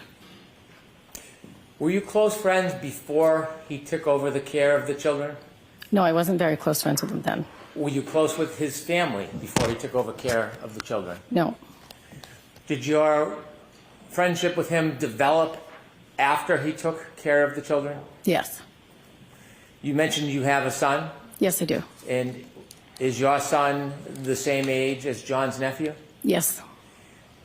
Was there any common interests or activities that engaged your son with John's nephew? Well, they went to in-home daycare together. They went to preschool together. They went to pre-K together. And they went to elementary school. They've played baseball together since they were T-ball. My son plays hockey. Patrick tried hockey. He didn't like that. So we spent a lot of time at the baseball fields together. As you spent a lot of time together and had mutual care of children, did your relationship with him grow closer? Yes. And can you share a little bit with the jury how close you became? Well, John was a bachelor, and he didn't have any children of his own. So when he took over for the children, he sort of, leaned on us to kind of guide him and, all the things to do if someone has a headache and, if there's an ear infection or, he had his mom and dad also helping as well, but I was right up the street. So if I would go to BJ's, I would call and say, can I grab you anything? If I would go to Walmart, any of the places I would go, I would call and say, do you need anything? Can I help you? Can I grab something for you? And he did the same. We just sort of all chipped in and helped. As your friendship grew, could you tell us a little bit about your relationship with John? John and I were very close. We spoke on the phone and hung out. He became very close with my husband as well because he was right down the street. But we just had a friendship, a very close friendship. Tell us about the day-to-day activities and how you would try to assist John with the children. Well, John moved across town. I don't remember when. I forget how many. Patrick, I think, was in 5th grade or 4th grade, and I would take him home with me on Wednesdays because John would be working. So it was more of a, if he was at my house and my daughter needed a ride to the other side of town, he would take her with him. We were just very close friends. We did a lot together. We would do baseball tournaments together. We would have drinks together. We would, all the things friends do. As you grew closer to John and helped with the children, did you become closer with his family? Yes. And who specifically did you become closer with? Mrs. O'Keefe and Mr. O'Keefe, his parents, and Paul I would see from time to time, but not a lot. He doesn't live in Canton. But Mr. and Mrs. O'Keefe would be there all the time to help as well. And Mr. O'Keefe would take my son and Patrick, the nephew, out to Dunkin' Donuts all the time. Can you tell us a little more about the collective effort of other people, including his family, helping John raise these children? There was a lot of us that jumped in to help. It was not just me. There was a lot of Kaylee's friends' parents that jumped in and helped for Kaylee, his niece, and Patrick. There was a lot of us that helped out with Patrick. All of the community all came together to help him because there was this guy that just lost his sister and brother-in-law, and he stepped in to take care of his 2 kids, and he didn't really know what he was doing at first, but he got the hang of it pretty quickly. You have a son that shared a lot of interests with his nephew. Yes. He also had a niece. Yes. Did you spend more time helping with his nephew or with his niece? With his nephew. Were there other people in the community you knew of who spent more time helping with his niece? Yes. And who was that? Jen McCabe. Did you know Jen McCabe? I had met her once. John got a discount at Reebok, so he would take the kids, well, he would take anyone with kids up with him to get shoes, like sneakers for back to school or whatever. So one day he did take Jen and I up to Reebok, but other than that, I never talked to her on the phone. I never saw her out. Her children are older than mine, so we never really crossed paths. As it relates to the night of January 29, 2022, how much earlier was it that John took you out with the children and Miss McCabe out with her children to get sneakers? How many years before that? Years, like 6 or 7 maybe. Okay.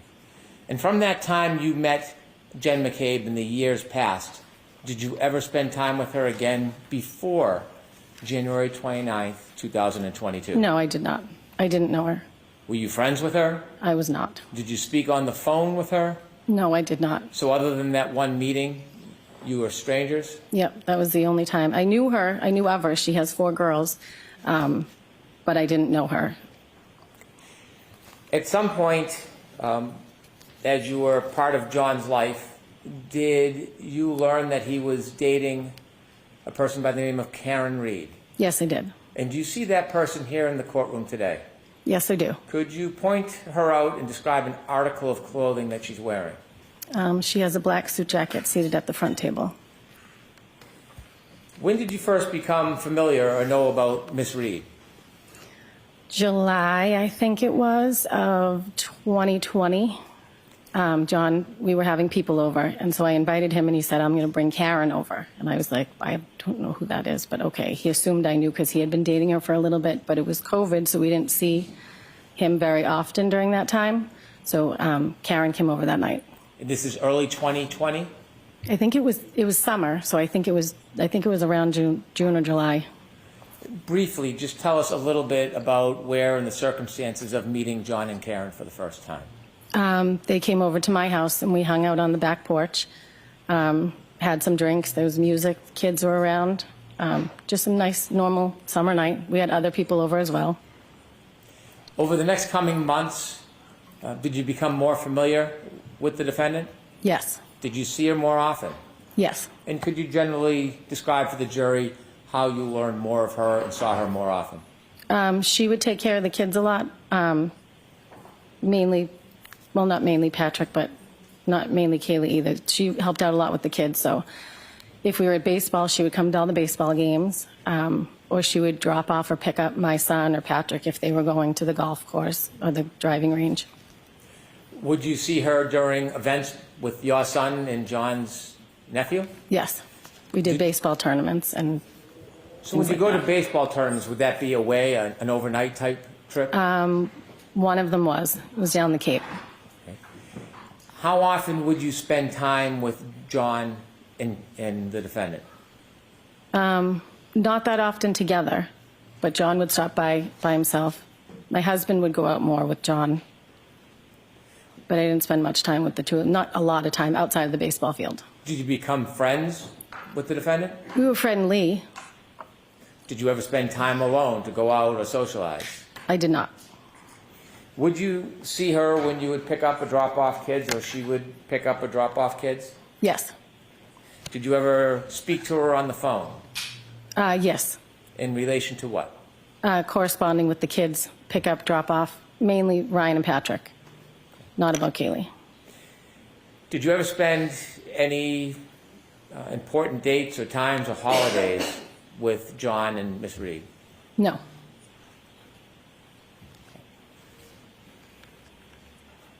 I want you to take us ahead to January 28th, 2022. Okay. On January 28th, 2022, do you remember that day? Yes. Generally, what do you remember about the day of January 28th, 2022? There was a blizzard coming, and it was my daughter's friend's birthday. So we were going to be going out celebrating that night, but we did it on the early side because there was a blizzard coming.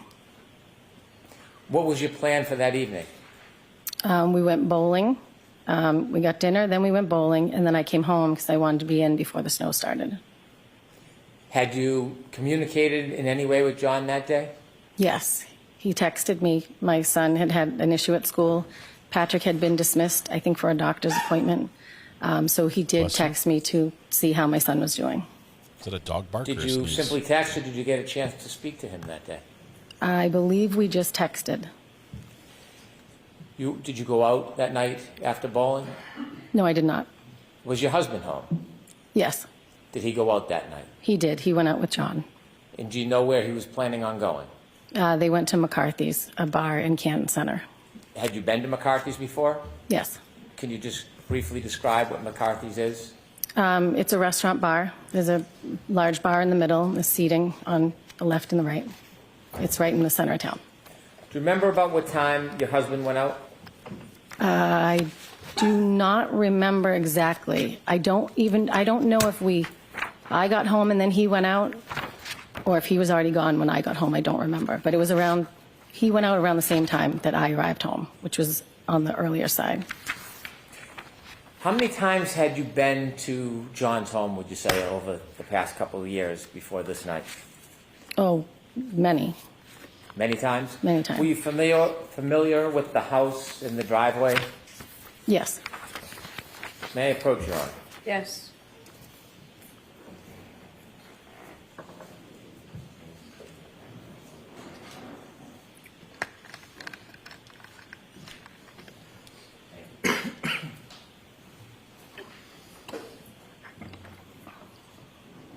Should I return to the podium and ask the questions? You John? can ask them from there. Thank you.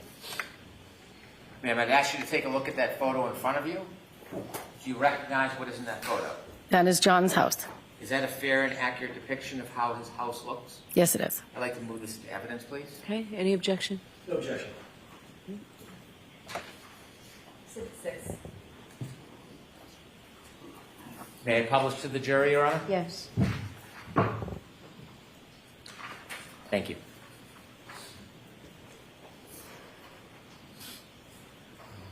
Is this how it looks from the Ring camera across the street, or is this? Thank you. You can take it down. I've shown you a second photo.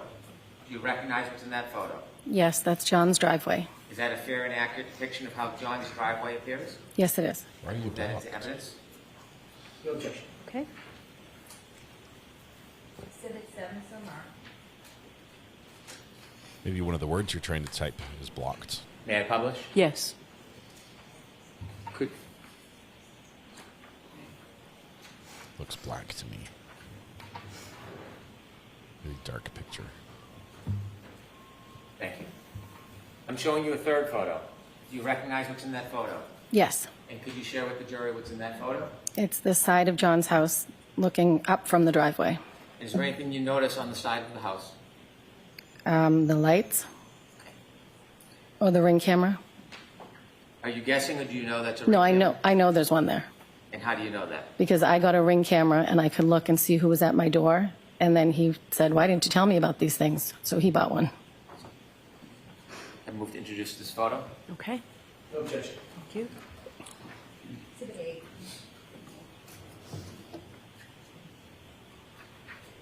8. May I publish, Your Honor? Yes. Ms. Roberts, with the laser pointer, could you just point at the picture and show where the Ring camera is? On this screen? Yes, please. Whichever one you can do. Okay. Why isn't it working? Nope. Because it's a green pointer on a white It's screen. on. Okay, well, you know Give what, you a rather hint, than it's use right the in the pointer, middle. why don't we can you describe where you see the Ring camera on that picture? It's in where the two lights are under the top window. Okay, thank you. We could take that down, please.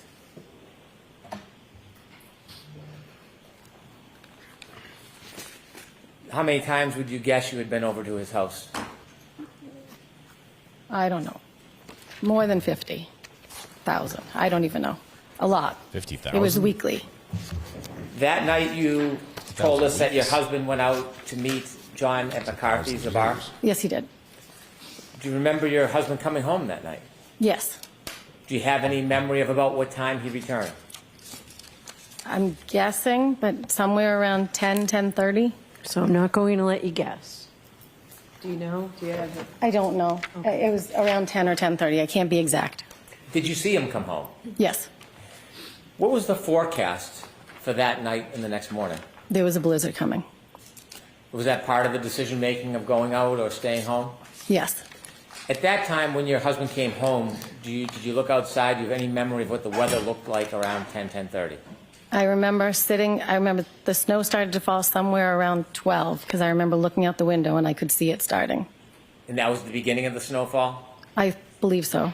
What was the weather out that night? The weather that night, I think, was fine. It was cold, but it wasn't snowing yet. I see. I want to move forward ahead. At some point that night, did you go to sleep? Yes, I did. Did you sleep through the night, Ms. Roberts? Yes, I did.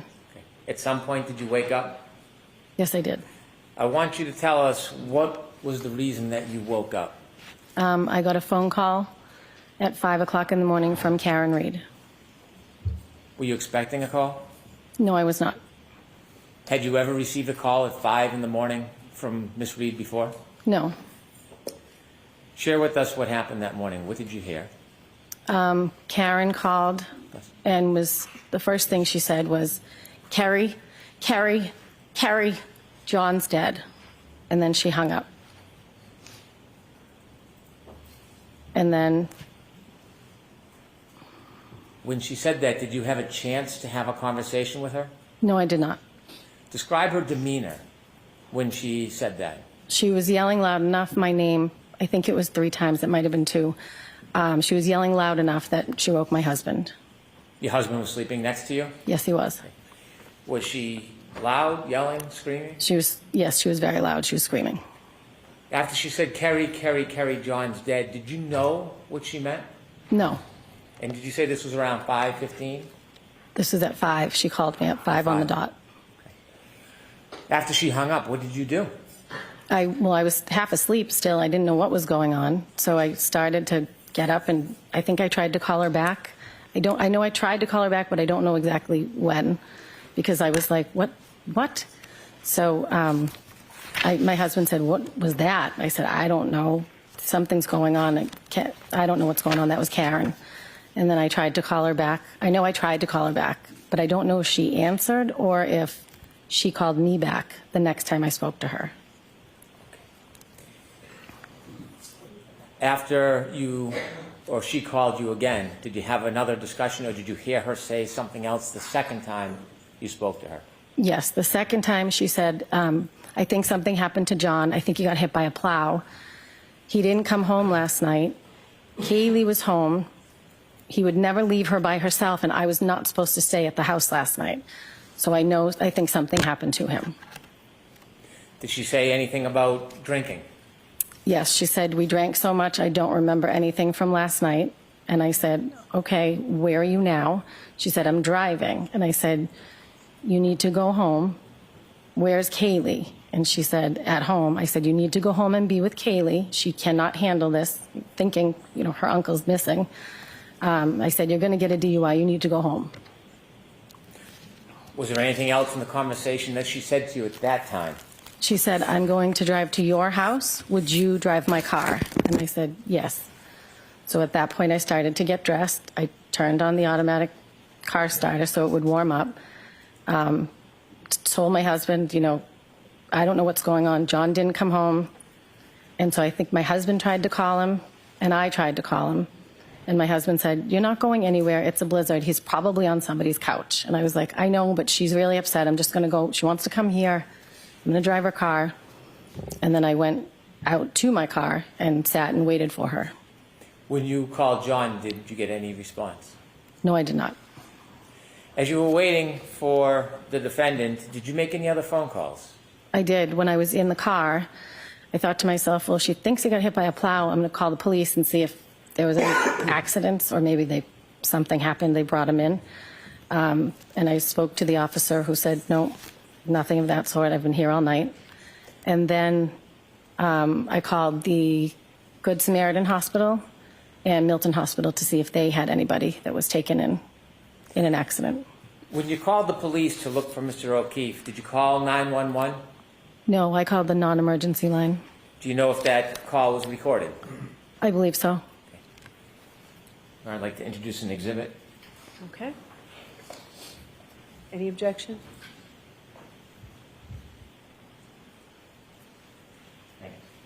No objection, Your Honor. Okay. Exhibit 9.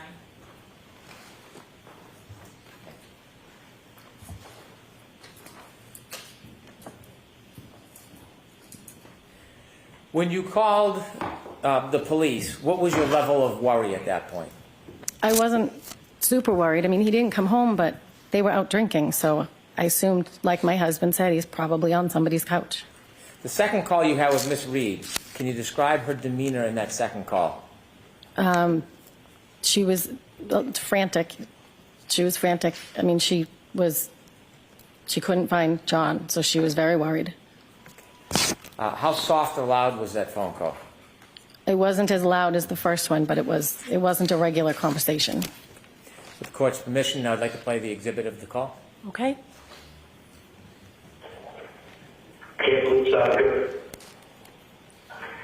Hi, my name is Sarah. I'm calling because my friend's boyfriend did not come home last night. We were at waterfowl, and now she is calling me hysterical because she doesn't know where he is.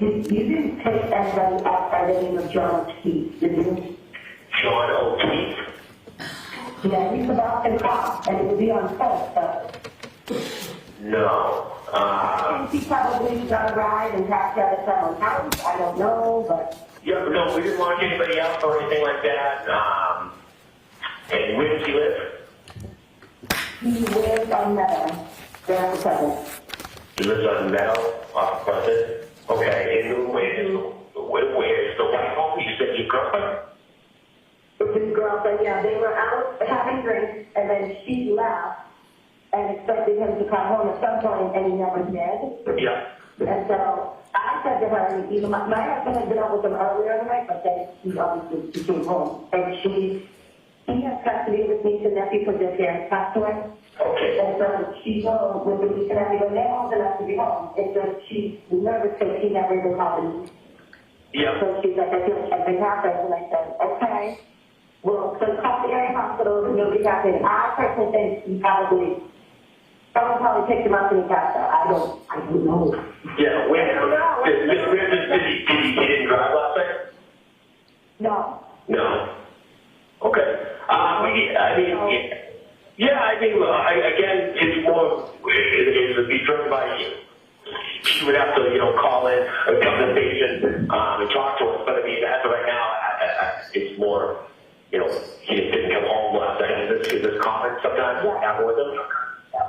No, that's why. Yeah. He didn't call with me. That's kind of why she's more freaking out. So I figured I called the area hospital and then I would call Kansas police just to make sure he didn't get picked up. Like I said, he's about to police officer and he goes back to people. If anybody could pick him up, Yeah.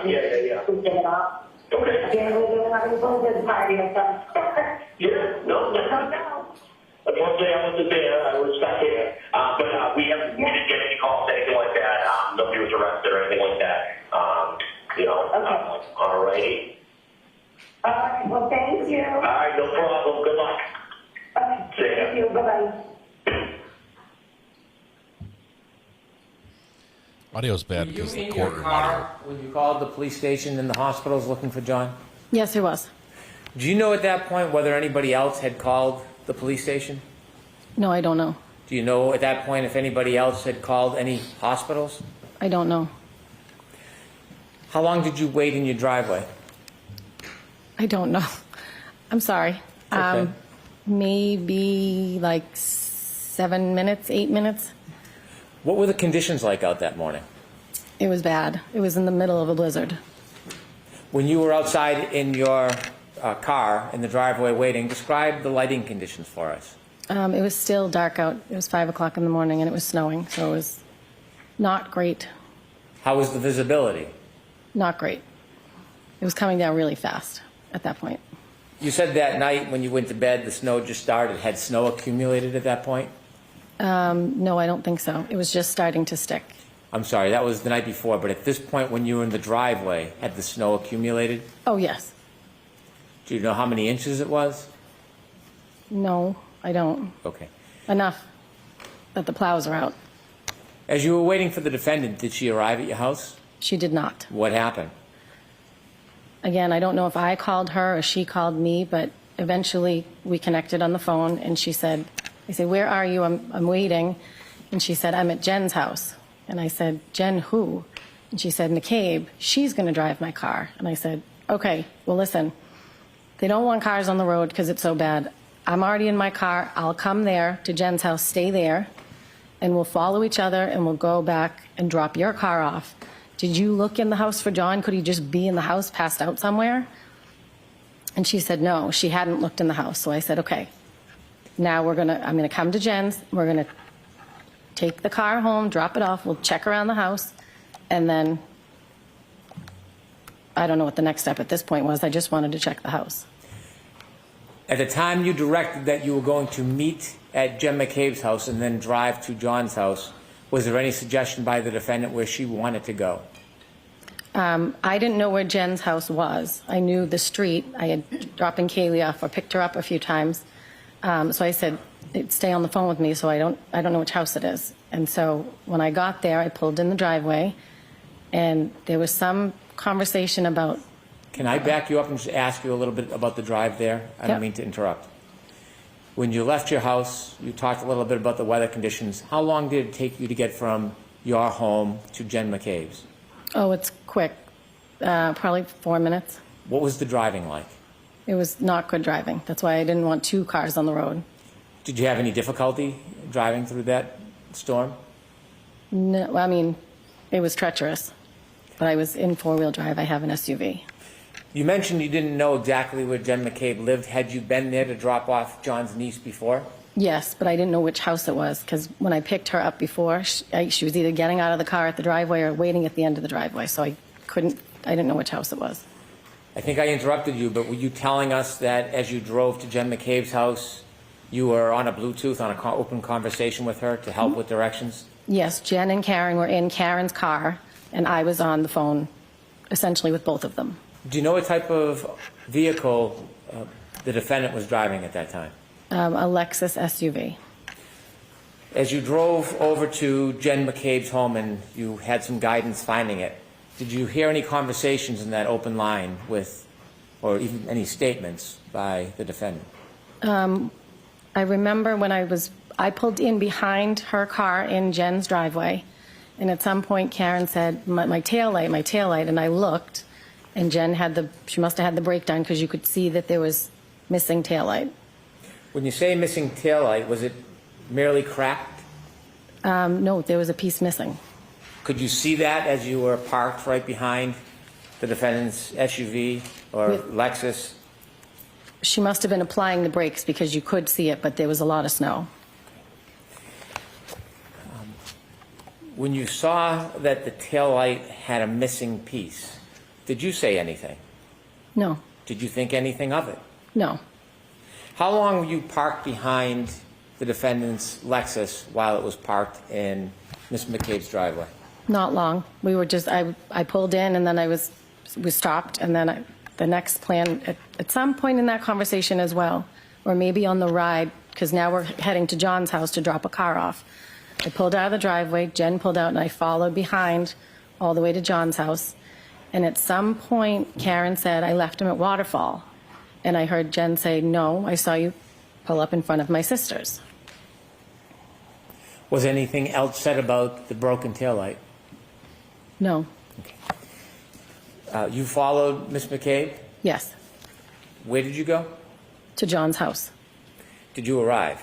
Yes. I want to ask you some questions about when you arrived and what you did next.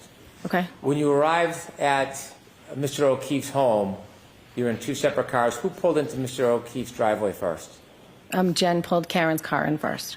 So Ms. McCabe was driving the Lexus, Correct. and the defendant was in the passenger seat? Yes. After you both pulled in, tell us what happens next.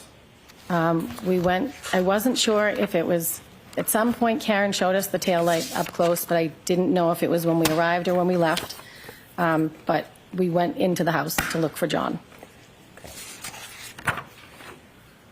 When the Lexus was parked by Ms. McCabe in Mr. O'Keefe's driveway, was it facing the street or facing away? Facing where the basketball hoop is, not facing the street. I'd like to approach. Okay. I think the ring camera footage will come in with this witness. Selena K, thanks for gifting 5 memberships. I'm going to show you a photograph. Do you recognize what's in that photograph? Yes, that's John's driveway. That's Karen's car on the left and John's car on the right.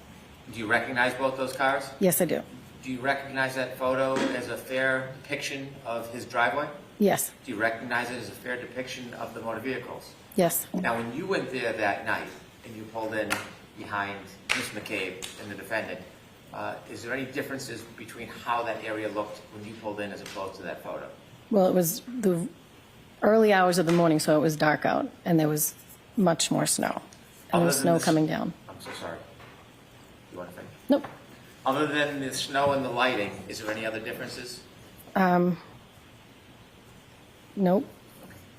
I'd like to introduce this as an exhibit, please. All right. There's no objection, Mr. Jackson? No objection. With the court's permission, I'd like to publish. Okay.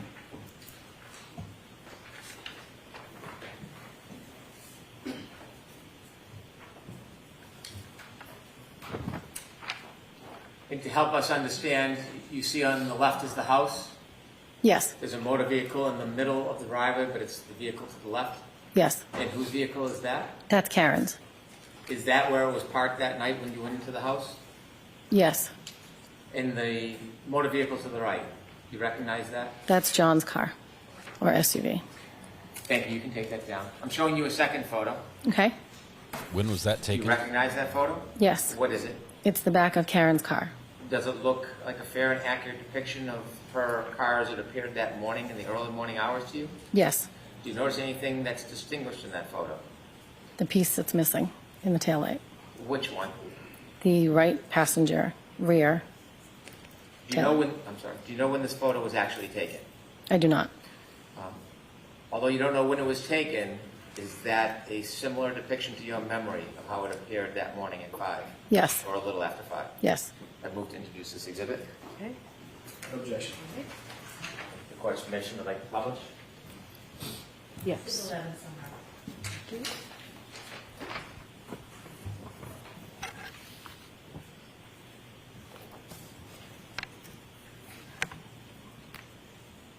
We could take that down, please. After you arrived at Mr. O'Keefe's house, what was the plan to go inside? What were you looking to do? To go inside and look and see if he was passed out somewhere. So we went in through the garage, and I started looking. I think Jen ran upstairs to Kaylee's bedroom, and I just started looking through the living room. Basement door was locked from the inside, so I knew he wasn't in the basement. And then I checked the other living room. He has a big house. Then I went to the top of the stairs to check his bedroom. As you looked around, what was your mood? What was my mood? Yes. Were you calm? I mean, I was worried, so we would... At this point, Jen had already established that they went to her sister's... Sustained. Okay. Jen had already... Hold on, Ms. I'll Roberts. ask the question better. My apologies. How many rooms did you look through in John's house? 1, 2, 5 or 6. Did you see Miss McCabe looking in rooms as well, searching? She went upstairs when I was looking downstairs. At some point as you were looking, did you see the defendant? Yes. Was she looking with you? She was in John's room. What was she doing? She was just standing there when I came up to the top of the stairs. Did she say anything? No. Did she do anything? No. Was she searching? I don't know. She was in the room. What happened next? At some point, Jen earlier had said... Well, let's not talk about what was said. Okay. Let's Well, just talk about... the plan at this point is to go to 34 Fairview. Ms. Roberts, I know that I'm just going to ask you to wait for a question because we can only get one person at a time. So next question, Mr. Brennan. Again, my apologies. And so as you're looking through the house, you don't find John. What happens next? The plan was to go back to Jen's sister's house. Who made that plan? Karen wanted to go back there. Well, tell us a little bit about that. How did that conversation come up, and share with the jury what was said? And the car ride to Meadows, Karen said, I left him at Waterfall. And Jen said, no, I saw you pull up in front of my sister's. So then Karen said, we need to go back to your sister's. And I said, no, we're going to go to Meadows, and we're going to drop the car, and we're going to look there. Then we'll go there if we don't find him. When you were at the house, Meadows, John O'Keefe's house, and you didn't find him, was there any further conversation about what the next steps would be? I said, let's go. He's not here. But I didn't know where Jen's sister lived. So we got into the car. Jen was in the passenger seat. I was driving my car. Karen was in the back seat. And Jen was giving directions. Did you begin your way towards Meadows? Yes. And it was Ms. McCabe who was giving directions? Yes. As you began driving to head towards Meadows, in addition to trying to drive, were you doing anything like looking or searching? Well, yeah. We were looking on both sides of the road. I was looking on both sides of the road in case he was walking home. Did you see Ms. McCabe searching? Yes, she was looking out as well. Describe a little detail about what you saw Ms. McCabe doing. She was looking out the window as we were driving. So was I, as I was driving. And where was the defendant during that time? She was in the back seat. Was there any conversation, comments, statements? Well, she would be in the back seat, and then she would be in between Jen and I, in the back seat, and then in between Jen and I. She was just very frantic. Okay. Was she saying anything?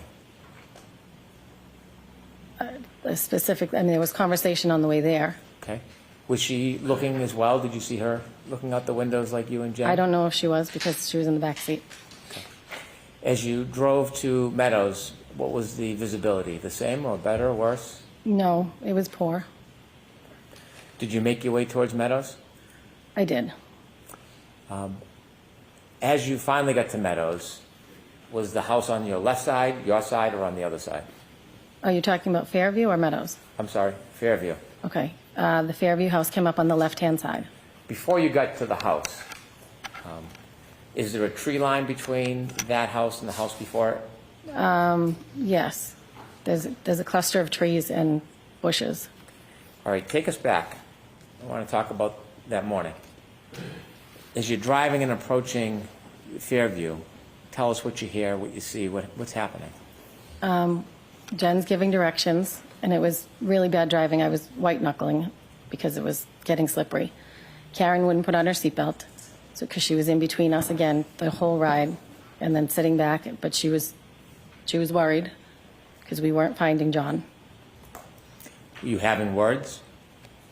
Yes. Tell us. I said to Jen, where are we heading? And she said, my sister lives on Fairview. And I said, where is that? She said, off of Chapman. I said, oh, okay, near Spring Lane. At some point, Bella's mom came up. Tell me what that means. I didn't know who it was, but it was one of Kaylee's friends, Bella's mom. Well, the directions, at some point Karen was talking about Bella's mom to Jen, saying she never liked me. I didn't know who this woman was that they were talking about, but apparently Bella's mom lived near where Jen's sister lived on Fairview. Did you learn any more about the relevance of Bella's mom? No. Oh, well, I think John had dated her. Objection. I'm going to allow it. So as you approached Fairview, tell us what happens. As we approached Fairview, at the house. You mean the house or the street? Yes, the house. The house. Jen said my sister's house is right up here. And I said, okay. And as we approached the house, Karen from the back seat is now screaming, there he is, let me the F out of this car. And she's now kicking the back door to get out. When you heard the defendant scream, there he is, and started kicking the car door, did you see anything? I did not. Did you see anybody? I did not. Did you look? I looked. Was there anything that impeded your ability to see far? No, it was just snow. How far could you see when she was yelling, there he is? How far could I see? Yes. I mean, the visibility wasn't great. Okay.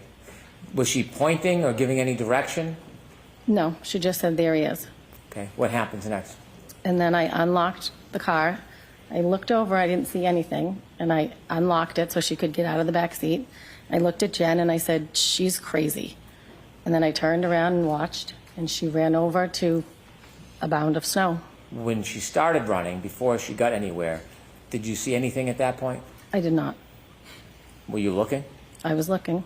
She said, there he is, so I'm looking around to see where he is. And you could see nothing? I did not. Did you see her run around or directly? She ran right over to the mound of snow. Could you tell what the mound of snow was from the car? Once she got to it, yes, it was.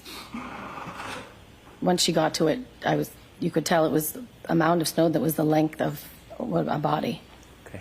All right, I'm going to stop you there, Mr. Brennan. I need to see counsel at sidebar for just a minute, please. Regarding Regarding what? Regarding what, Judge? To it, yes, it was. Once she got to it, you could tell it was a mound of snow that was the length of a body. Okay. All right, I'm going to stop you there, Mr. Brennan. I need to see counsel at sidebar for just a minute, please. Regarding I missed it. I think regarding scheduling, possibly.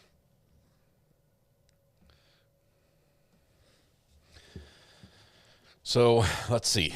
Allie B in Tennessee picked out something she said. She said, all right, so Ms. Roberts, I saw you drop him off. Come back tomorrow. Okay. Jurors, we're going to break for today, so we're going to send you home. The same 3 cautions that I'll tell you every single day. Please do not discuss this case with anyone. Don't do any independent research or investigation in this case. If you happen to see, hear, or read anything about this case, please disregard it and let us know. And please be extra careful with your social media. Okay? We'll see you tomorrow morning. Thank you. Court, all rise, please. Jurors, hold your books, put them on your seats. While they wait.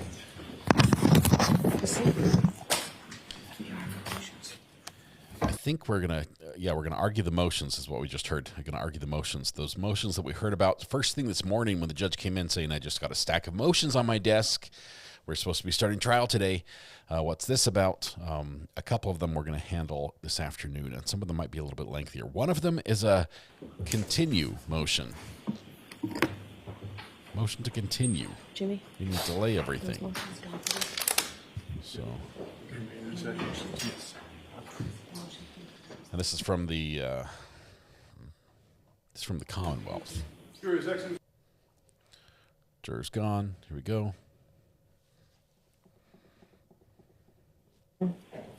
To enforce compliant with the court's April 16th ARCA discovery order and the motion to continue. Oh, we're going to talk about the 100 All right. texts. Thank you. Thank you. Sorry, Chrissy, I didn't mean to do that. Are we getting the break or something first? Apparently we're getting the break first.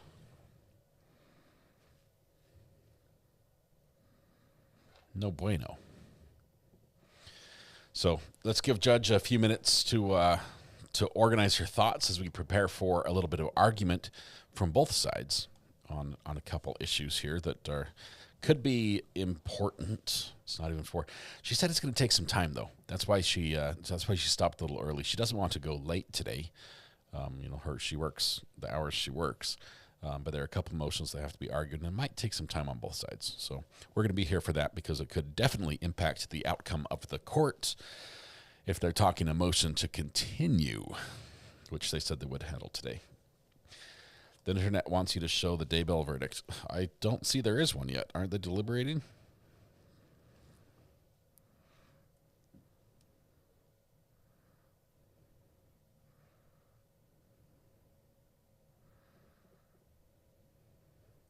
I don't show a verdict. I am currently standing at my standing desk, yes. I've been alternating back and forth today. They're at lunch. Basically, they show up to court, get greeted by the judge, spend a couple minutes in the break room having a couple snacks, come into the court, say, okay, let's start deliberating. They start going to deliberate. The judge immediately sends them a note about lunch. What do you want for lunch?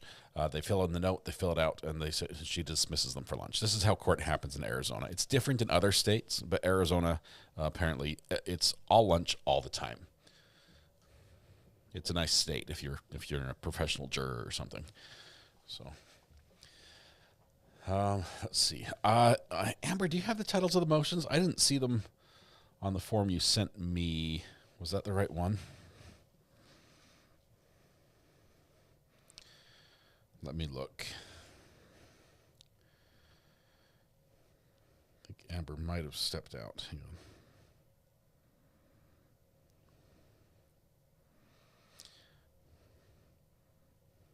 Okay, there's witness lists. Okay, motions. These are dated. Just looking here, 4/18, 4/18, 4/17, 4/17. Defendant's opposition to the Commonwealth's request for use of independent readers. That was handled already. The Commonwealth's motion regarding defense opening statement. Is that the ARCA one? Oh, no, that was the third-party culprit. Then you also had Commonwealth's motion to impound exhibit in support of Commonwealth's motion to compel reciprocal discovery of ARCA witnesses or exclude their testimonies. Ruling on motion of intervener. I think that's it. Not sure if those are the right ones. We'll see what happens going forward.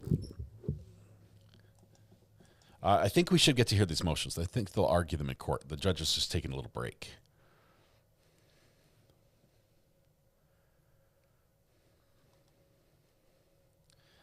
Yeah, I don't see a continuance happening. When she says, okay, we'll handle it at the end of the day because the jury's waiting. Yeah, she's not worried about a continuance.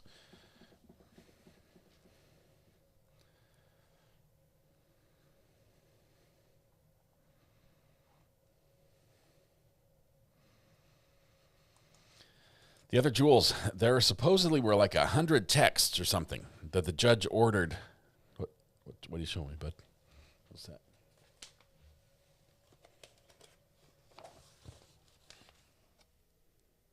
These are all your pictures? All the pictures? You want me to show? My son has come in to say, I want you to show all the pictures I've colored. Can you indulge my son for a little bit? He likes to color pictures, and let's see where. So he likes Garfield and Odie. So you'll see a common theme here with Garfield and Odie. There's Garfield on this side. To face it the right direction. It's a nice one.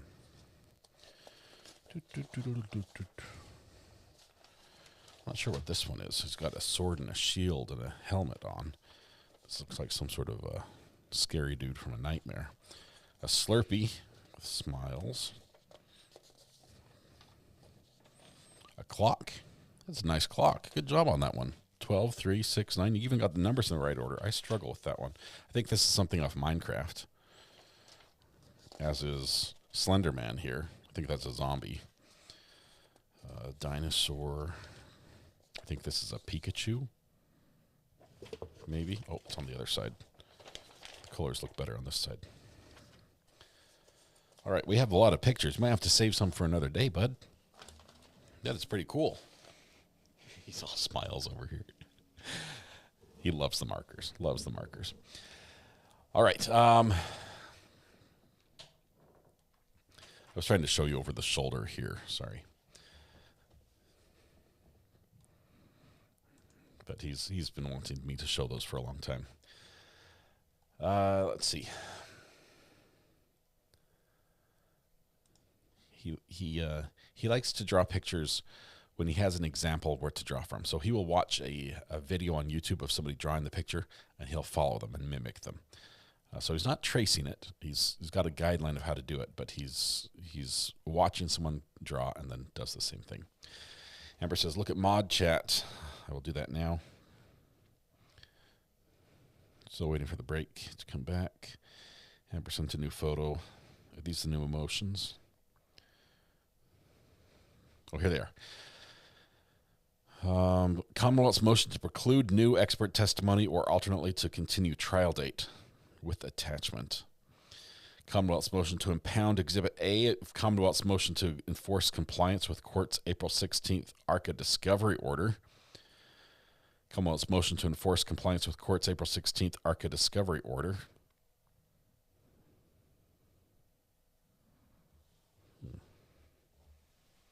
If they're impounding Exhibit A of the enforcement order, are they going to argue it in front of court? Is it going to be open? Or is it going to be like in judges' chambers? It's not Slender Man. It's a zombie from, or a creeper or something from Minecraft. He's 9-ish. I don't know, right around there.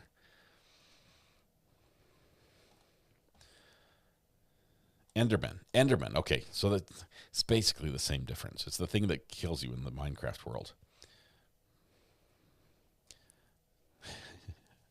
I will tell him, but I think Mrs. RA encourages him not to come in during the live streams. So I'll tell him when it's time. Is this the usual time for court will finish? No, JC, just today, as the judge has a couple issues they need to discuss and go over. So having a disc replaced. Bug Dugger, I'm guessing you're not talking about a floppy disk. It's going to be great. The fact that it's a morning procedure, it's going to be quick, in and out. You'll be feeling better in a couple days. That's my prediction, if that helps at all. But good luck. We'll be thinking of you.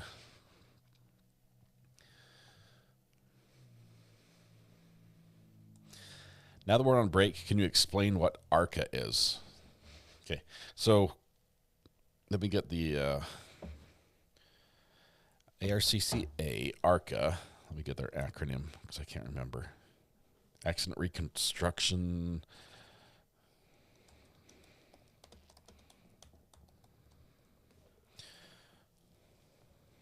Well, it's not the... okay, here we go. Expert Forensic Scientific and Engineering Solutions, ARCA. A multidisciplinary engineering consulting firm for litigation, insurance, military, sports, and more. That sounds like the right one. Let's see where they're at. Doesn't say. Meet our experts.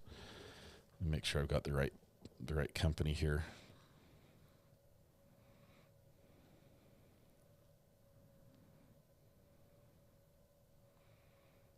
Was it Daniel Wolf? Was Mr. Wolf was the ARCA expert? Was that him? He looks familiar. I'm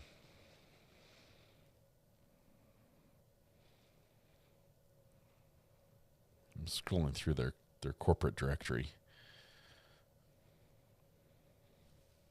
Yep. Okay. So Daniel Wolf is a member of ARCA, Experts in Forensic, Scientific, and Engineering Solutions. Let's see if it'll tell me what the acronym is. A little history from our history page. ARCA was founded in 1987 by Alan Cantor, an engineer who specializes in protecting people during crash events. Prior to founding ARCA, Mr. Cantor was accredited with developing new life-saving occupant seating and restraint systems. Sounds like seatbelts and airbag type stuff. The systems he worked on are still used today and have resulted in significant reduction in fatalities and major injuries. One of ARCA's first projects was to work with NASA and McDonnell Douglas in evaluating the Space Shuttle Challenger disaster, and the result of his effort, new survival items became mandatory in all future U.S. Space Shuttle missions. In the ensuing years, ARCA grew by attracting top experts in a variety of technical disciplines. They all share a passion for their technical craft and exhibit the highest technical and ethical standards.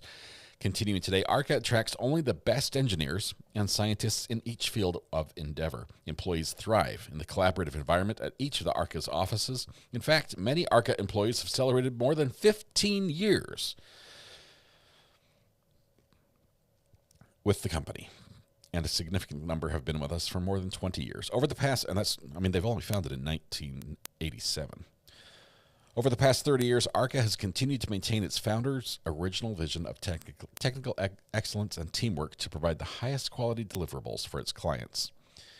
In the 1990s, ARCA focused on expanding its technical and geographic reach. This led to the opening of offices around the country, attracted top quality biochemists, mechanical engineers, metallurgists, and human factors experts, to name a few. Today, ARCA experts are recognized by professional sports organizations, the U.S. government, insurance companies, and law firms as being top-notch in their respective fields with offices throughout the country. ARCA satisfies its clients' expectations in a professional, timely, and economical manner. It doesn't tell me who ARCA is as far as what ARCA stands for. I think it's accident reconstruction. So somebody can have to explain that to me. There's some popping on the feed. We've got some crackling noises. But it is what it is. We are expecting to see a little argument with the motions. We're just waiting for the only fan there to blow us back down into the courtroom.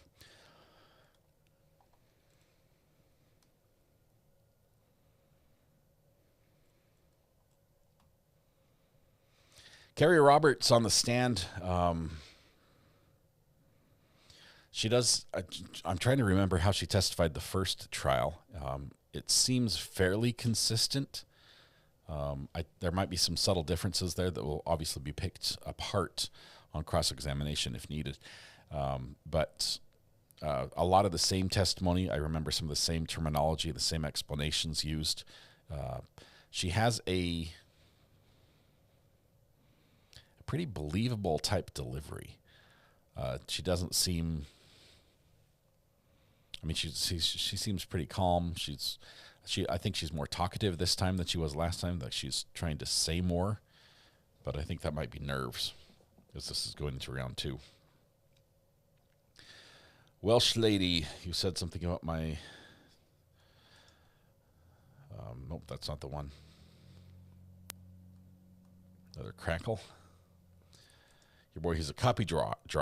I only know that, so I always ask if I was tracing my pictures to give me a picture, and copy draw. Okay, here we go. We're back. Judge is back, ready for some arguments. Let's see if she sighs first off. Please be seated, court is in session. I'll count that one. Yep. All right, so we'll have a quick hearing on paper now 682 and 680. First, Commonwealth's motion to enforce compliance with the court's April 16th, 2025 ARCA discovery order. Mr. Brennan, you said you could be brief on both of these, so I'll hear you. I counted 2 sides in that batch. There could have been a third. I'll get right to the point. On the motion for compliance, our position is that the defense did not comply with the order. This has been an ongoing issue which relates directly to the credibility of potential ARCA witnesses. This is information based on the history and representations made in this case that we're entitled to. I did note before these were produced that we have watched video footage from unaired video from the documentary.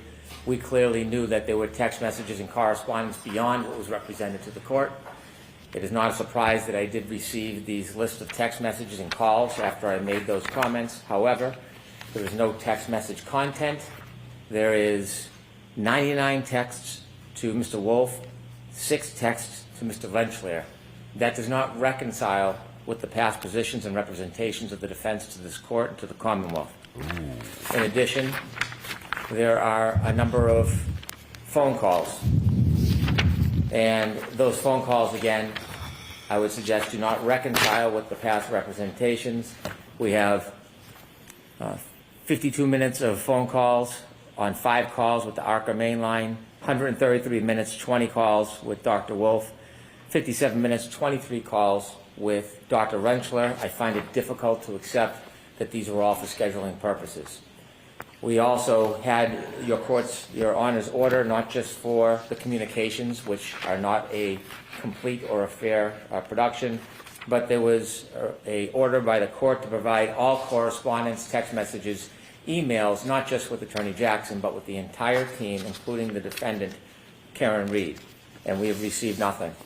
This is important because if we look at the first half of ARCA's potential testimony, which is limited to their prior report, we cannot fairly and effectively cross-examine the witnesses until we have the information we're entitled, and that's why I've also asked and suggested that ARCA should be ordered and required to provide that evidence as well so that we can see what is there. It is concerning that there are this many texts, this many phone calls, and the fact that this is totally in contrast to what was represented in the past. So before there's even a thought of ARCA testifying, I think we're entitled to the full discovery that we asked for, the full discovery that the court has ordered. I don't see anything to do with billing or anything else beyond these text message and phone call logs. I want whatever content is available. I think it's relevant material. It's pursuant to your order, and this is woefully incomplete. Should I dive into the second motion? Yes. So I can move quickly. The second motion, part of it is moot in some respects. I won't go through the tortured history of discovery. We've gone through it too many times. We don't have time for it. But inevitably, it is clear that we have played by the rules, met our discovery obligations, and as we stand here now, the defense is proposing new opinions, new testing, and they don't even have the parts of that testing yet. This is 2 weeks into trial after we picked a jury. This is, at the time of the opening, it is ambush, it is unfair, and we have no ability at this point to reconcile or deal with new opinions and new information. Importantly, the defense's position is they may or may not have a report by May 1st. Our expert will be testifying somewhere at the beginning or middle of May. He is away. He is not available. And so anything we receive at the beginning of May or end of April, we'll have no opportunity to look at, vet, test, reconcile, or even engage in our own testing. This was my concern all the way back in November. I'm not Nostradamus, but this obviously was something that worried me that actually occurred. And so at this point, it would be fundamentally unfair for the defense to get a benefit for failing to comply with discovery orders by waiting until February to seek permission with ARCA. They could have called any expert, asked for any expert they wanted. They didn't. They chose this method, and this is the consequence of it. And at some point, the defense has to bear the burden of their decisions. We will not have the ability to rush through, have Dr. Rentschler come in days before his testimony, try to reconcile, be inadequate. I've had a brief correspondence with him. It's simply impossible. That's why we suggested, although we certainly didn't want to move the trial date, that was the only remedy if the court was going to allow any new opinions, evidence. I say to the court that they should not be allowed to offer absolutely anything new, not only because they missed the discovery deadline. That's technical. But the reality is we're all trial lawyers. We've all tried a lot of cases. It would be a disadvantage, fundamentally unfair, and because of their own choosing. And so anything new we will not be able to reconcile. We would not be able to proceed with our expert in a fair manner. Thank you. Okay. Mr. Alessi, this issue, I'm going to ask you to be as brief as you can be, please. Your Honor, I understand your request to be as brief as possible, but this is the first opportunity the defense has had to respond to almost every allegation that's been made. We haven't had an opportunity, so I certainly respect the court and what the court's request is, but it is going to take a bit of time to put facts out. And I want to separate two categories that the Commonwealth has conflated. The Commonwealth has conflated the issue of what text messages exist, which text messages don't exist, what's been turned over pursuant to orders, and I would like that to be clear to the court factually, because the Commonwealth has misstated just now 3 times the facts. So I asked this morning, there were 100 or so texts referenced in the exhibit, whatever was presented by you folks.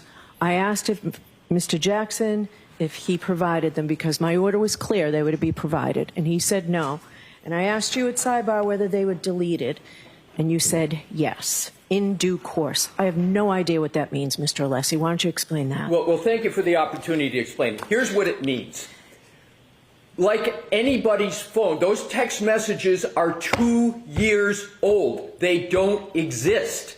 So can you also tell me, aren't the ABA guidelines the council is supposed to keep everything in a case for 5 or 7 years? I do not believe that is the ABA rule with regard to experts. I'm unaware of that. In regard to your client, and this was in regard to your client's case, right? I'm sorry, Your Honor, I didn't hear you. Records kept regard to your client's case, which these are experts that were, I mean, there's 100 text messages leading up to trial when I was told that by you that there was a pause email and then all of a sudden out of the blue a bill appeared in July. This shows that's not true, Mr. Alessi. Your Honor, that was a different question that Your Honor asked me back then. That was about emails. That was not about text messages. Have emails been provided? Yes, Your Honor. Okay. All emails have been provided. And that is why we are in compliance with all orders. And I will say also with regard to text messages, we have provided, pursuant to every order, every single text message that exists. Mr. Brennan just said, I believe there has to be more there. There's not more there, and I don't believe there can be an order of preclusion based upon the speculation of opposing counsel that there must be more. We affirmatively created a document, Your Honor, to be more transparent than the records, where we summarize all of the communications. Yes, we don't have the text of the text messages, but we were completely forthright and set forth every text that was made. Plus, we turned over from Ms. Little, the only other person on the defense team who communicated with ARCA, we turned over her texts and the text of her text messages. There is nothing else in existence to provide, and importantly, the defense was under no order to preserve the text of text messages. And we have never received, as part of discovery in this case from the Commonwealth, any communications between the Commonwealth and its several experts. That has not been what has occurred in this case. But of course, once Your Honor on Friday issued that order to provide everything, we provided everything that we had. The bottom line is, Your Honor, we've turned over absolutely everything we have, and in addition to that, we created a document so that it would be easier. We're the one who showed all of these text messages from Mr. Jackson historically. We created that document.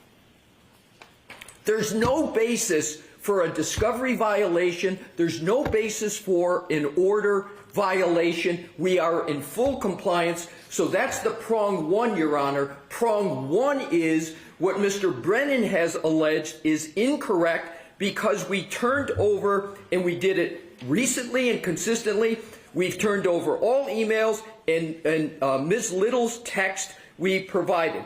There are no text messages in 2024, and there's no order that required those to be preserved, and there is no discovery violation because we can't be in violation of not turning over something that doesn't exist.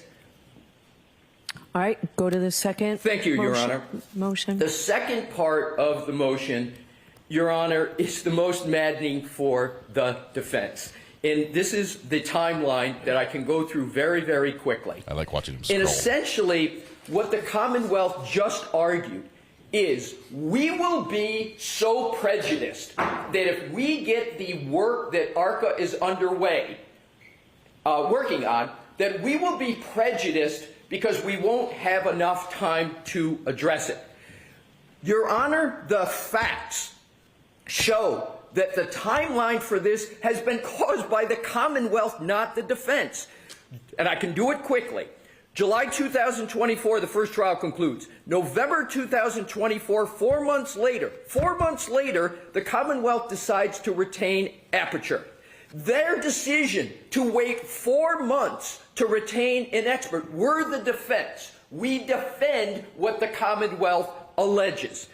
January 30th, 2025, 2 months after that, and 6 months after the first trial, we get an Aperture letter report that's barely discernible about what they've done.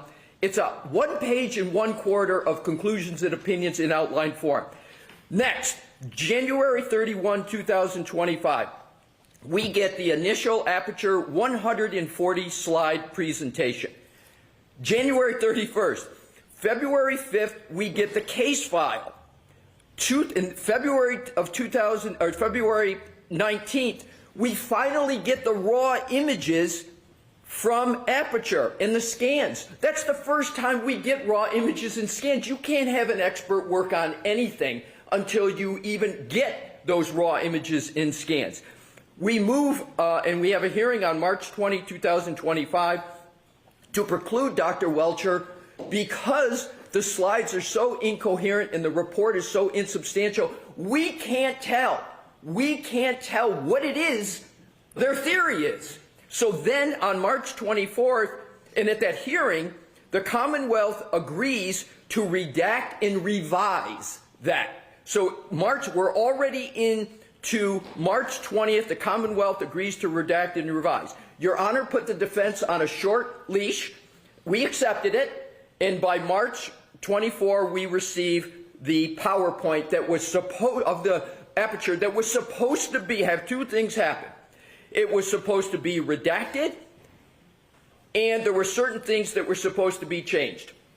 What did we get on March 24th? It wasn't redacted, and there were 3 substantive changes to it. The Commonwealth has said twice, including today, there were no substantive changes. There's 3 of them, and to the extent Your Honor wants to hear, I can detail exactly what those changes were. So why don't you highlight them very quickly, because I will, Your Honor. I can do it quickly. Thank you for the opportunity. First one, slide 36, they changed the image of 34 Fairview. No small change. 102, they changed the conclusion regarding the time that the tail light was broken. No small change. 123, they changed the image of 34 Fairview. No small change. So we ended up getting those changes, and I want to be clear on the date. That's March 24th. We have a hearing on March 25th. We agreed to provide our response to these revised Aperture documents. Here is the key data point. On March 26th, the defense engages ARCA. Just 2 days after we get the revised PowerPoint with 3 substantive changes. And then we started to respond and provide more information. On March 27th, we responded to the Commonwealth's revised PowerPoint and the Welch report, and then the last 2 items, we renewed our request to preclude Dr. Welcher on Delbert Lanigan grounds. April 1st, and this is another key date, the court decision allowed Dr. Welcher to testify, but also allowed the defense to re-raise objections at trial when Dr. Welcher testified. What does that timeline show?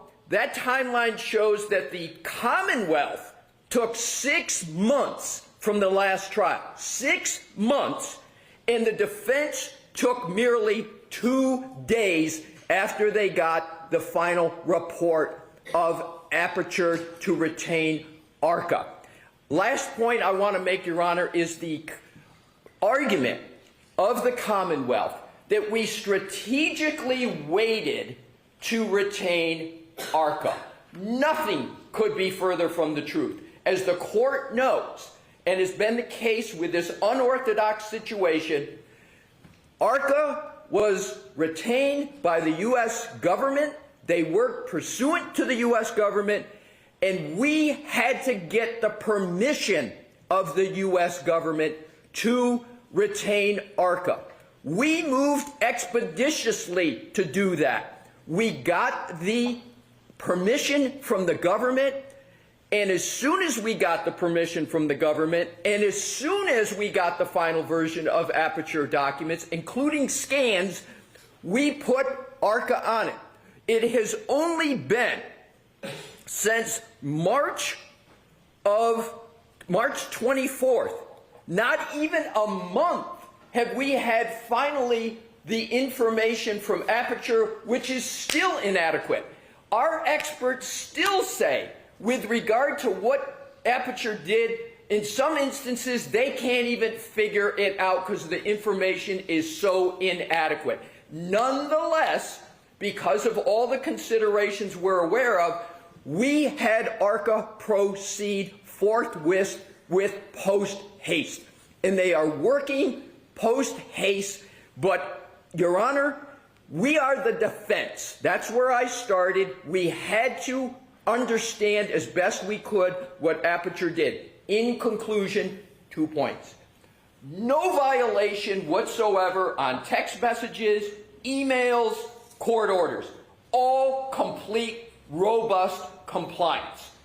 And with regard to the allegation that there was something said, that there's some surprise that there were so many text messages, on June 10th, 2024, and I've got the transcript, albeit on an electronic device, right in front of me, I just got to get the passcode, Mr. Jackson read a text message right live that he had with ARCA. He read it, and here's what it said. The court, okay. Mr. Lally, so her issue is that she is available this week but not next week, so I really need to get her in on Friday. Mr. Jackson. Hold on. Court reporter can't hear you. She asked you to stop. Oh, I'm sorry. My apologies. She can't hear? Am I going too fast? Yes. Thank you. All righty. Go ahead. Thank you. My apologies. So, Mr. Lally, so her issue is that she is available this week but not next week, so I really need to get her in on Friday. Mr. Jackson. Dr. Wolf just texted me and said, I presumed you were in court. Give me a call when you're available. The court reporter, I'm getting an interference. Mr. Jackson, I'm so sorry. The court reporter, that's okay. We have been completely transparent that there were text messages, as opposed to emails, text messages about scheduling, about other administrative matters. Mr. Brennan is completely free on cross-examination of ARCA to address every one of his speculations, every one of his suspicions, every one of the ghosts that have been created on this topic. He can address them.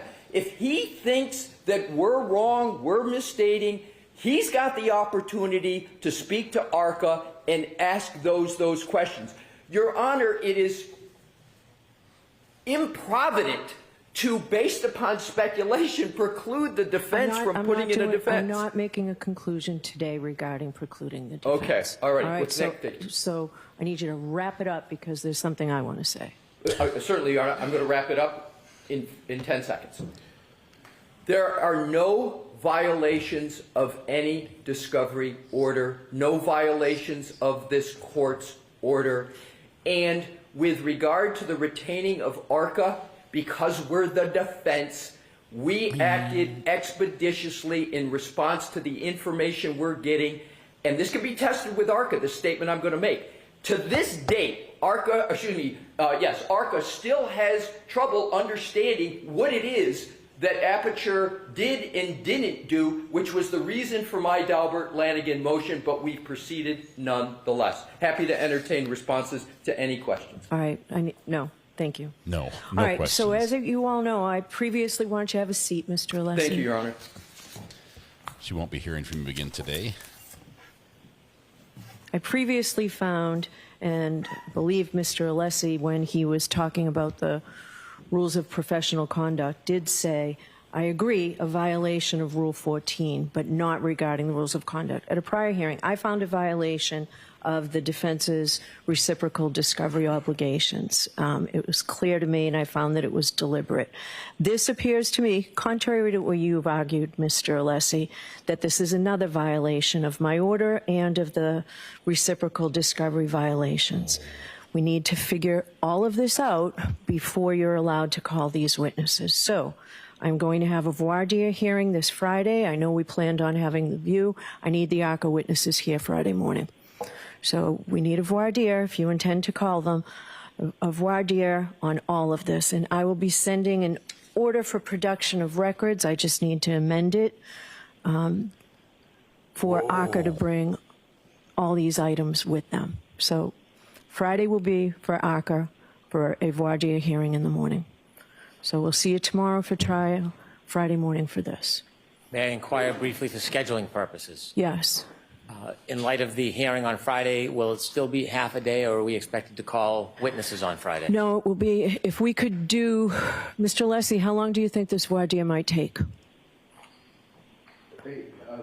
I don't have an answer for you, Your Honor, right now, because I've got to talk to ARCA and I've got to understand what they have and what they don't have. So I think, in fairness, I think it could take some time. All right. So no witnesses for Friday, and I think we'll give the jury the day. Wow. And will it be a full day on Thursday? Friday is going to be Yes. spicy. Thank you very much. Yes. All right. So we'll see you then. I will issue an order, hopefully before the close of business today. Jimmy, can you stay and get this out today? Sure.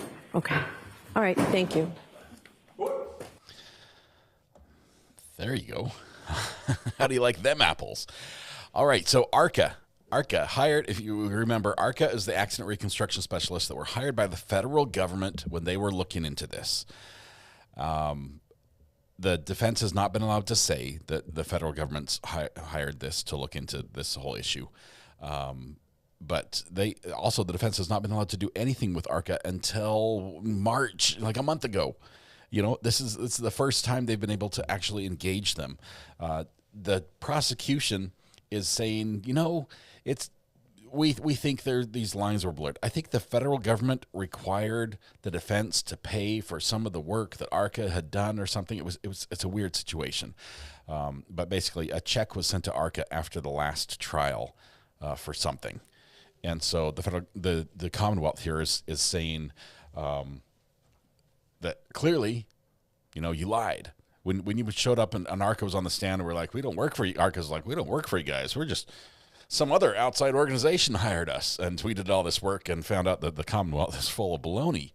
Of course, it was very bad for the Commonwealth. As people have said, Brennan can't win with ARCA in. ARCA is very good at what they do. They present data very well. They're very thorough. They're like a leader in the field when it comes to accident reconstruction. And so Brennan has been pushing and pushing. He actually, he succeeded in making sure that the defense in their opening statements was not even allowed to mention ARCA today.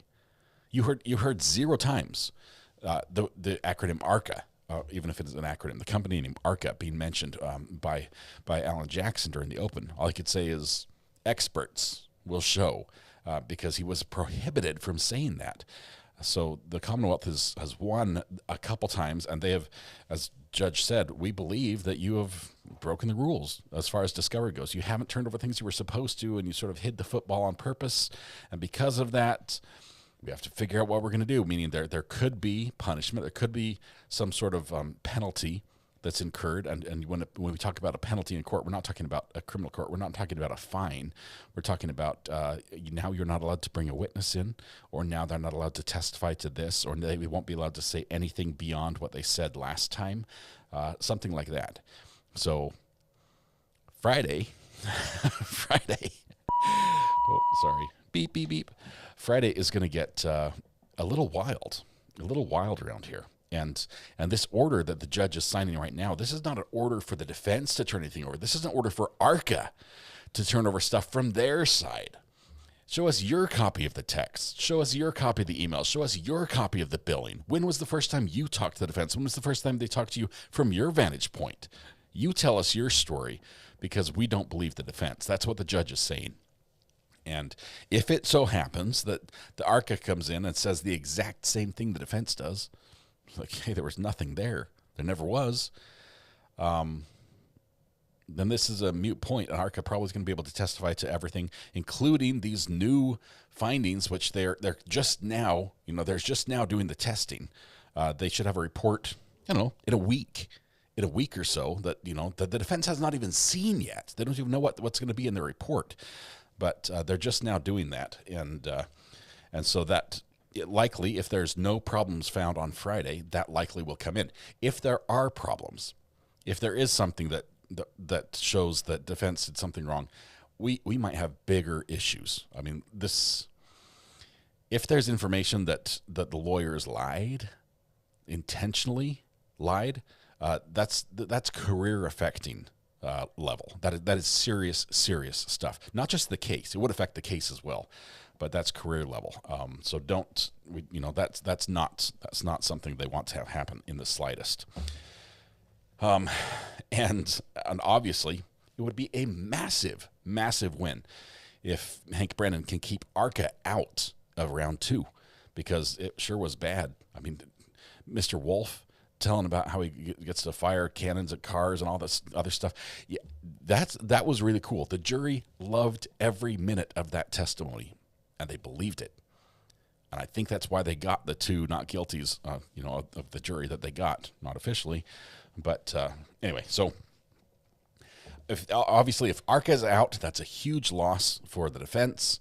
If ARCA is limited in their findings, that's, I don't know how you can do that, because you've got that late disclosure by the state that we talked about, that Mr. Alessi just spelled out, about how they just barely got the findings in March. The final report, the final pictures, the images they were analyzing. How do you hamstring the defense?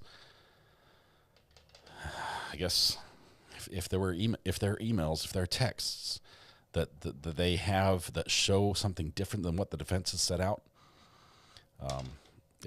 Karen Reed's team might suffer a big L on that one. So Friday will show. Mods, thank you for your great work. A couple of you have got a little bit of timeouts now and then.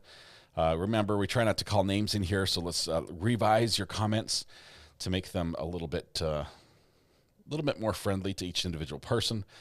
Realize there are a lot of people in this trial and who will appear in this courtroom that are not here by choice. They're here by subpoena. They have to be here. They don't have a say in it, and a lot of them did not train for or practice for this. So let's give them a little bit of grace and space. That would be great. All right. Whew. How was that for day 1? Day 1, we're 1.5 witnesses in the Karen Reed trial. The openings were phenomenal. We've got Timothy Nuttall was the first witness, and then Carrie Roberts is still on the stand. She'll be on the stand with us tomorrow morning when we start up again. But Timothy Nuttall, probably what we'll remember his testimony. First of all, he was the EMT that showed up on the scene where John O'Keefe's body was laying in the snow. And he testified memorably, I hit him, and my memory gets better and better over time. So 2 years down the road, 3 years down the road, I'll remember this better than the day it happened. That the jury is going to be like, huh? You get an eyebrow raise out of that one. And he also made a million faces, like a full-on million. Can you wait a bit longer with us until Lori's jury is back from lunch? I don't think they're going to do it right away. I think it might be a dinner time verdict. This trial is not going to disappoint. I like that things are different. We know a couple things are different. First of all, the prosecution, it sure surprised all of us when they said, we have, and we know from the temperature of the battery in John O'Keefe's phone. I'm like, what? My ears just went, what? We've got new data. We've got new data to plot. And with the time entries, that data, There's a log somewhere buried in the phone, and they found it, and they're gonna plug those points in, and both teams are, because both teams said, "Yep, we're gonna show you what happened, and we're gonna show," like the defense says, "We're gonna show you not just the temperature of the phone, but we're gonna show you the steps you took before then," because that phone stores a lot of data. So it's gonna be awesome to watch as this happens. But yeah, the battery temp puts a timeline on at least when the phone was outside, when it was warm and when it was cold, and that puts a timeline on everything. So, all right, great day in court today. I'm excited for this one. I really am. I'm so excited. Trial TV's verdict watching with Lori. I will do a raid to Trial TV. They are great.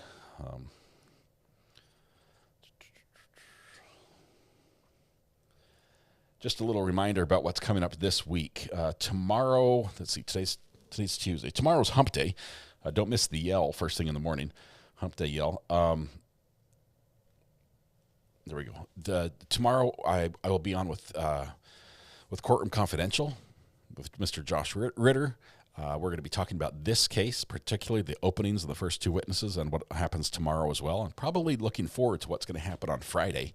That's going to be quite interesting. So don't miss that. We'll be live streaming that on Courtroom Confidential's channel. Then on Thursday is our podcast, the Not Relevant Podcast. If you need a break from everything court-related but still want to have a little bit of fun, please join us. It'll be right here on this channel, 8 p.m. Thomas will be back. I promise he's going to have new food to eat. It's going to be great. That's going to be on Thursday. Friday's just a regular day, but it's going to be spicy in court with the hearings from Karen Reed, and then probably an early day on Friday, which is great because I have one more gig to do that evening. That works perfectly for me. I will be done with my live streaming of that gig that was 9 weeks long. And then Saturday, Valhalla Waits and I will be doing a Lego build, each on our own channel. We're going to dual stream it, so you can watch it here, you can watch it there, and we have Lego builds happening, which is... It's a busy week, but it's going to be absolutely great. And Amber's on the phone, so I probably missed something. Hang on one second. Amber, how are you doing? How'd I do? I'm good. How are you? I thought I nailed everything. Did I miss something? I really thought I was getting ready to call you and say, "Way to go, boss! You did the command for CC." And I figured out what the podcast command was, but no, it was Samantha that posted the court. You typed it right when. Okay, here we go. I'm just gonna copy this really quickly. Save that for later. There we go. But apparently, the podcast command says this is a message. Okay, so I'll change CC and podcast. Don't let me forget. I'll get those fixed tonight. But. There's always something to fix around here. You know that? That's what happens when you have 1,156 buttons. Thanks, Amber. Have a good one. No, 1174. You added 20. I did. We're up to 1174. Yep, and she hung up on me. So there we go. Now it's time to wrap things up. We're going to portal over to Trial TV Live, who's doing a verdict watch in the Lori Vallow case. The jury's been out deliberating and out to lunch. We expect they come back maybe after a full belly, a nice sub sandwich in the tummy. They're ready to get down to brass tacks and agree on something here. So we'll see what happens. Hopefully that comes in tonight. This is a message. Good job, DME. Thank you very much. I'll fix the "this is a message" thing. But it's not wrong. Yeah, it's not wrong. That's the point. Thomas will have a new kind of Pringle is what you really mean. Tasha. You're right. You're absolutely right. Tonight when you go home, please hug the people you love. Smile at someone, make their day just a little bit better. And please stay safe till we go live again tomorrow morning with day 2 of the Karen Reed trial, round 2, out of Massachusetts. I'm loving it. I'm loving it. Thank you. Thank you for making it the best place on the internet to watch this trial. It's all for this community. I love it. I love it. I love it. Thank you all for being here. Please click the subscribe button if you haven't. We'd love to have you back tomorrow. Bring a friend. It's more fun that way. You guys have a good one. We'll see you tomorrow. Bye-bye.